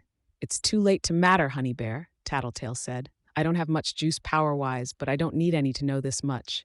Word's already out about Alexandria." "Word's out about Alexandria," I said, for the benefit of the heroes. Defiant folded his arms. "Anything else I can do?" she asked. "Stay near a phone." "Thank you," I said. "And keep the jailbreak specialists on hand," I thought. Not that I could say that with the Protectorate members around me. "One disaster averted," Miss Militia said. "Held at bay," Defiant said. "The word's spreading. It's starting to pop up on isolated channels." "We'll need to get our official word out first," Miss Militia said. "What do you even say?" I asked. "She's dead." "And that will make a lot of people lose hope," Miss Militia said. "We have other ideas, but we need something bigger, more concrete." "But she's dead," I said. "The only way to change the reaction is to convince everyone we have a winning game plan anyways. That the PRT isn't fucked, which it is." "The AI craft," Defiant said, turning to look at the Pendragon. "Expendable, versatile, devastating in their own right, and there's image attached to them. They'll get the public's imagination fired up." Miss Militia shook her head. "There'll be doubts. It's not enough. Behemoth can generate electromagnetic waves that wipe out electronics, even many reinforced electronics, if he's close enough. The Cymerg can scramble coding. We don't just have to convince the public. We need to convince the heroes, and they know these things. And they know what the difference is going to be without Alexandria on the front lines," Defiant said. He sighed audibly. "4 times now, she's been the deciding factor in beating the Cymerg back early. Once with Leviathan, when I was new to the Protectorate. We can reduce the impact of the loss with careful word choice and a good speech," Miss Militia said. "If Skitter is willing to call off her other dogs." I glanced at the phone in my hand. "Okay. No demands this time?" "Believe it or not, I want to fix things," I said as I dialed Mr. Colley's number. "We're on the same side here. The difference is I consider my friends to be a part of a workable scenario. I have my issues with you guys, but I'm extending the benefit of a doubt again, and I'm hoping it doesn't come back to bite me in the ass. Again." The phone rang. Mr. Colley answered. "Quinn Colley speaking." "It's Taylor Hebert." "Ah, excellent. I'd feared they'd executed you or sent you to be incarcerated." "I'm sorry for, that," I said. "They had one of your good friends in a body bag, or they led you to believe they did. You reacted as many would, with anger and pain. You were simply, how to put it, better equipped than the rest of us mere mortals to express that anger and pain. I wouldn't have blamed you if you'd left. Rest assured, Miss Hebert, I've dealt with worse." "Okay," I said. "I need you to back off on whatever threats you're directing at the PRT." "No can do, I'm afraid." "Why the hell not? Because right at this moment, you're in the custody of the heroes. They've given you a phone, no doubt, and they've caught you at an emotionally vulnerable moment. For your benefit, I can't assume you're of sound mind or that you aren't being coerced. How do we change your mind?" "I wouldn't mind an invitation to the discussion." "We're sending a vehicle your way," I said. "Where are you?" "The lovely little shop with the donuts I visited this morning." "Okay," I said, putting my hand over the mouthpiece. "He says." I stopped. The armored suit Miss Militia had left was already moving, heading directly for my territory. She'd been listening in. "Never mind. Let's talk about our game plan," Miss Militia said. "We've got the peripheral stuff in the works. You're bringing the suits in?" "Yes," Defiant said. "She is. Chevalier's on the way as well, and we've contacted the media." Miss Militia nodded. "The 2 major crises are being held at bay, thanks to Skitter's cooperation. We can't keep the word from spreading through other channels, so let's cover every base we can. We only get one shot at this. Key points being Skitter's role in this and addressing how we deal with Alexandria's demise," Defiant said. "My role?" I asked. "I thought you wanted me to call off the attack?" "No," Miss Militia said. "There's more." I narrowed my eyes, very conscious of the fact that there were 3 rather powerful capes and 1 mechanized suit in my immediate vicinity. "What more?" She glanced at Defiant, then back to me. We'd like you to be there for the conference with the media. Dragon's going over footage, and so long as your lawyer doesn't release the unedited content, we can hide the worst of the details from the media. Shape the narrative. You're lying, I said. We're revising the truth, she said. She paused. Yes, we're lying. And you want me to participate in that? Yes, your presence will lend a degree of legitimacy to what we're saying. We're on opposite sides in the public eye, making it all the more meaningful if we agree on what happened. Are you fighting to keep the PRT going, or are you working to rebuild it? I asked. Rebuild it, she said. No hesitation, and you're doing it by starting with a lie, just like they did. Yes, she said. Again, there was no hesitation. There's no pretty, perfect answers, and concessions have to be made. Questions and issues on a greater scale mean more repercussions for failure, and they call for bigger concessions if we want to ensure success. And this is a big event, a lot of power, I said. Big concessions? Yes, she said. She looked 10 times as tired as she said it. I folded my arms. I couldn't disagree. I didn't like it, but I'd been a leader. I'd made shady calls. I'd hurt people, had lied, cheated, stolen, killed. The sun was gone, hidden by the mountains, and the clouds were changing from purple to black. How long until the new deadline? 20 minutes? I could see Defiant, saw him conversing with Dragon and Miss Militia. I saw how he folded his arms, still holding his spear, so it rested against his shoulder, how he planted his feet further apart. A warrior's stance. It inspired a memory of my first night out in costume. The bad guy lying defeated on the street below. The city quiet around us, the dark sky overhead, with only meager light illuminating us. Framing the situation, talking about options and priorities. Not so different from the scene here. The villain wasn't here. Alexandria had fallen a distance away. But the city was quiet, the area still blockaded, the sky was dark, and the topic of discussion. I thought of something. One moment in that night's discussion when I'd thought that maybe Armsmaster could live up to the reputation, that he could really truly be someone who I could look up to. Hey, I said. Heads turned my way. As far as Alexandria goes, what if we turn it around? Turn it around? Way back, when I first started out in costume, I had a talk with Armsmaster. He told me that I should be happy I was mistaken for a villain, because it meant I didn't have to fight the Undersiders. This was before I joined them. It reminded me of how I'd been trying to deal with the shit I was going through back then, turning negatives into positives. I think we can do that here. How? Miss Militia asked. She glanced at Dragon's craft, just now arriving to bring my lawyer to us. So long as we're lying, I said. Let's go wholesale. We present Alexandria as the villain she was. That'll make the situation worse, Miss Militia said. It depends on how we present the idea, I said. Dragon's suit once again came to a stop at the edge of the roof, as it had when it had delivered Miss Militia. It turned sideways, and the body opened, revealing my lawyer, looking more stressed than I'd seen him, in the midst of a rather compact cockpit. Mr. Kale accepted Miss Militia's offered hand in stepping down to the rooftop and seemed to relax the instant his feet touched solid ground. Who? He said. Never let it be said that my job isn't an adventure. You're well, Miss Hebert? I am. You haven't made any deals? Nothing permanent. Good. Dragon touched my shoulder. When I turned her way, she set her fingers in my hand, pulling me after her with the light contact of two of her fingertips. Gentle, easy to avoid, but clear enough. I followed as she led me to her hovering dragon craft, Mr. Kale a step behind me. Mr. Kale had longer legs than I did, but he was the one who hesitated at the gap before stepping into the open cockpit. Once I was on board, Dragon reached over to the wall and opened a shallow drawer, no more than 3 inches deep. The drawer opened with a noise like something from a science fiction movie. I stared at the contents. How? I asked, and all of the confidence was gone from my voice. Wait, never mind. You're tinkers, damn it. Mr. Kale stepped up beside me, placing one hand on my shoulder in an uncharacteristic need for some support. He looked down. I take it we've reached something of a consensus here? I have no idea, I said. Yes, Defiant said from the rooftop. Then it seems I need to draw up some paperwork, Mr. Kale said, for formality's sake if nothing else. Do it in 5 minutes, Miss Militia said from Defiant's side. We're out of time. The media's here. 5? Mr. Kale seemed momentarily pained. Paper. Fast. Dragon handed him a sleek keyboard pointing to a screen. He started typing. "I'll credit you this, Miss Habert," my lawyer said as he typed away, tabbing to different windows to draw up pages he could copy-paste from.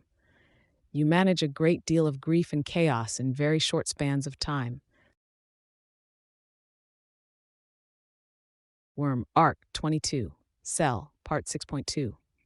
Chevalier had arrived and stepped into the cockpit. Gold and silver armor, his cannon blade resting against one shoulder. He briefly clasped hands with Defiant. I stopped tidying my hair long enough to take the stylus from Dragon, scribbling my signature on the offered pad. Others were already present, Miss Militias and Defiance. The chief director's signature appeared as the document was signed from a remote location. "You're ready?"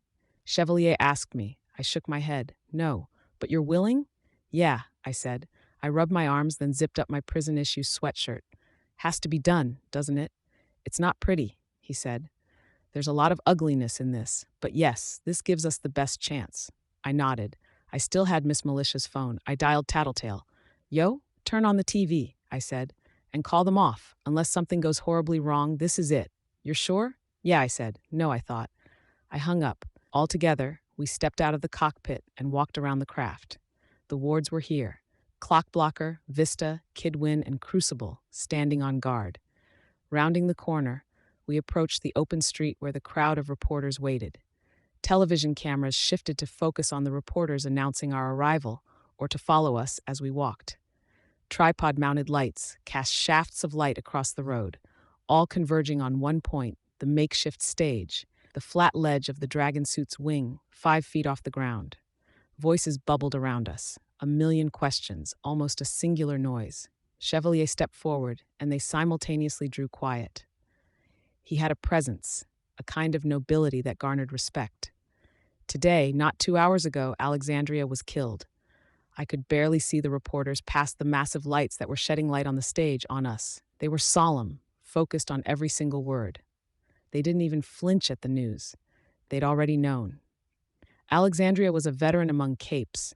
She was one of the first capes, one who was present for almost every major catastrophe in the last 20 years. With every challenge she surmounted, she reaffirmed our belief in her, showed us how strong she was, how impervious and noble she was. He lowered his head. I resisted the urge to fidget. This was showing live to homes across America. On a rooftop nearby, capes teleported in. Other capes, flying, were touching down on top of a news car.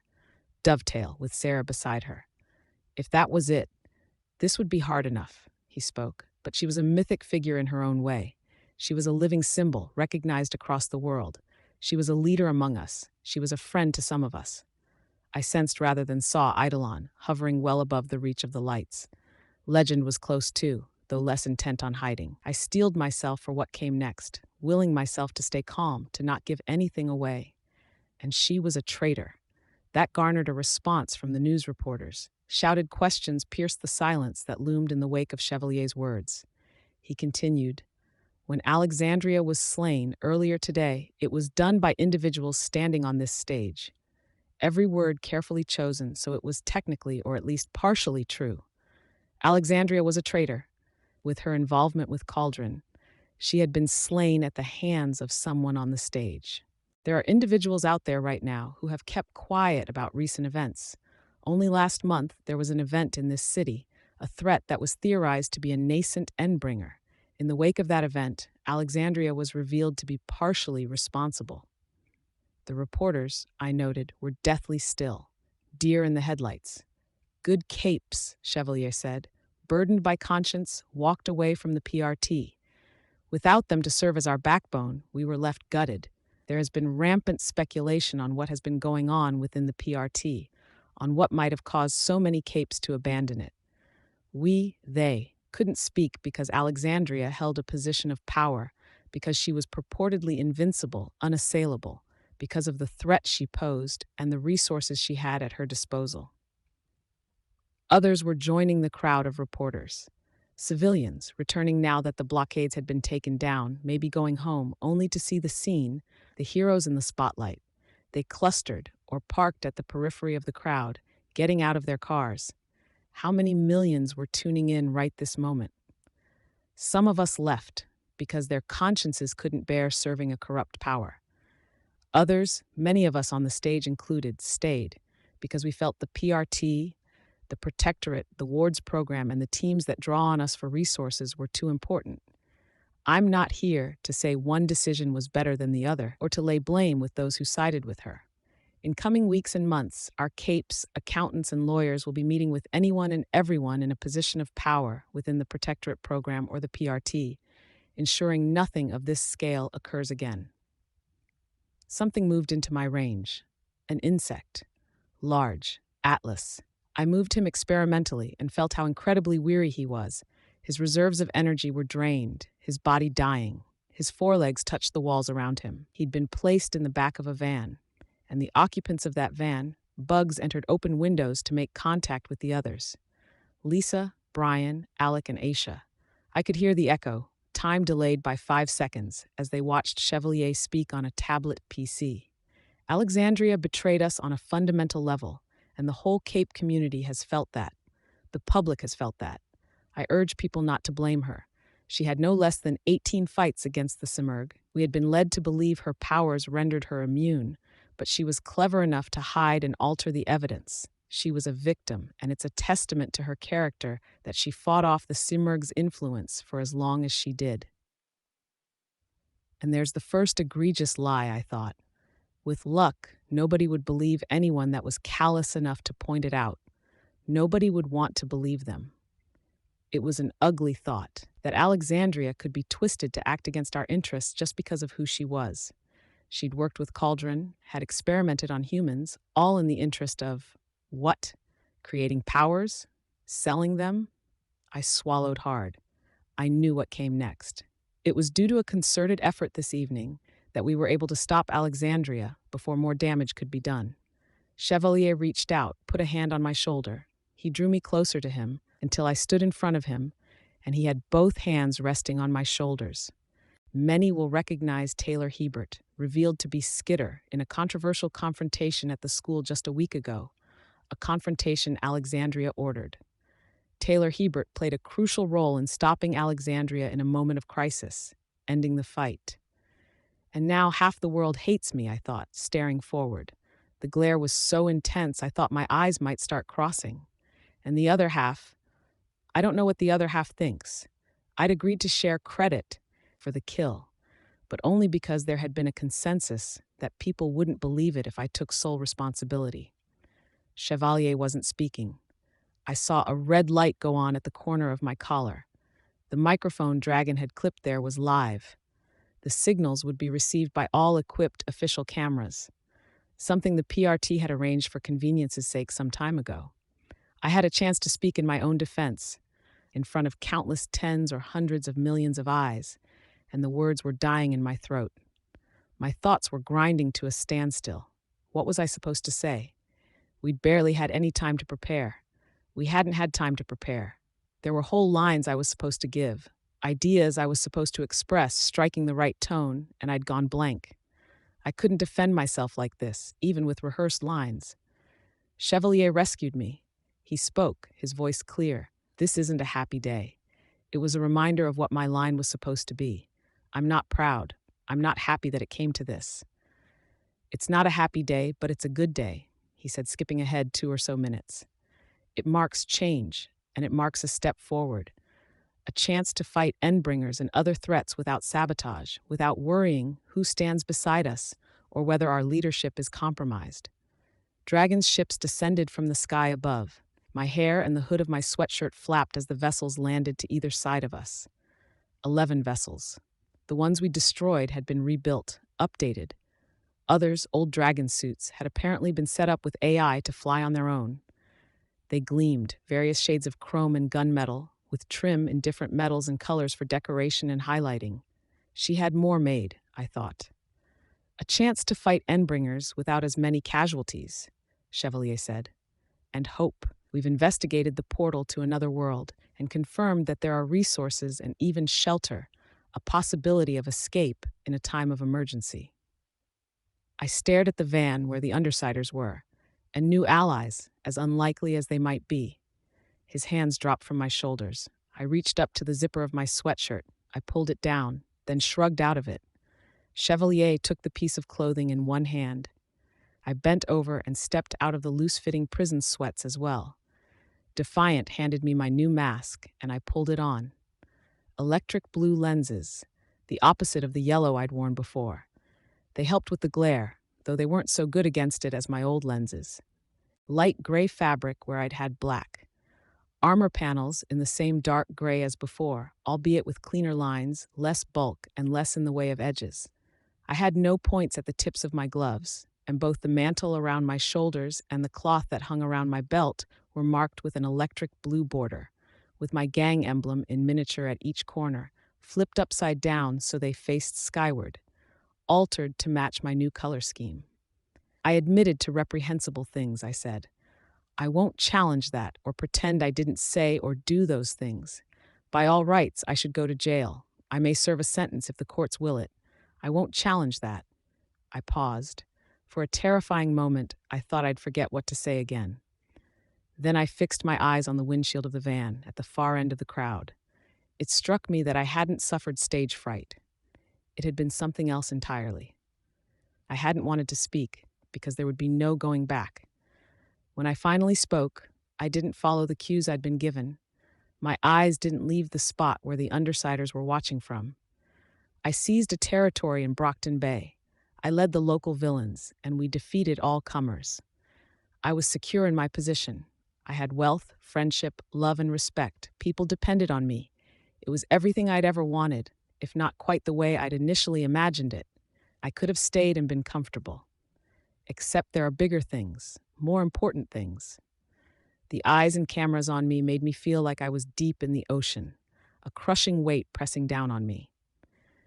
I believe in the idea of a new PRT that Chevalier is talking about.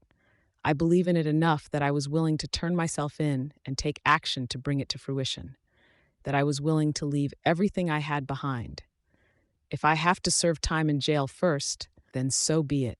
If I face the birdcage, I hope I don't, but at least I could tell myself that seeing the supervillain step up might convince others to come back, change the minds of heroes who gave up on the PRT for one reason or another.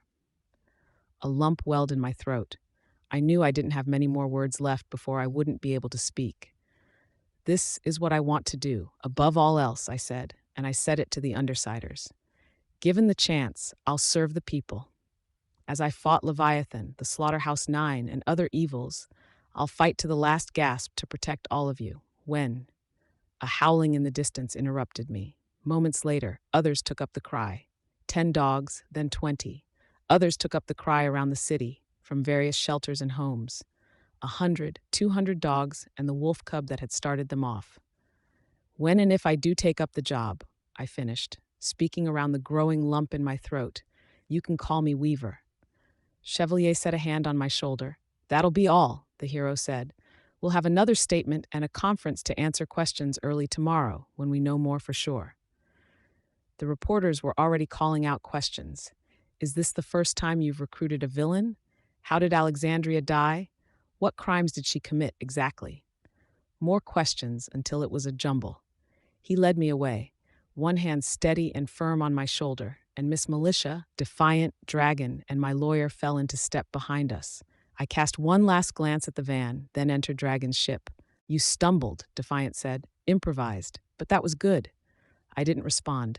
You know you can't stay here. There's a conflict of. Dragon reached out and pressed an index finger against the mouth of his mask. Then she folded her arms around me. She was cold to the touch, hard and unyielding, but she still managed a motherly embrace. My face pressed against her shoulder. I found myself glad that my mask hid my face from view.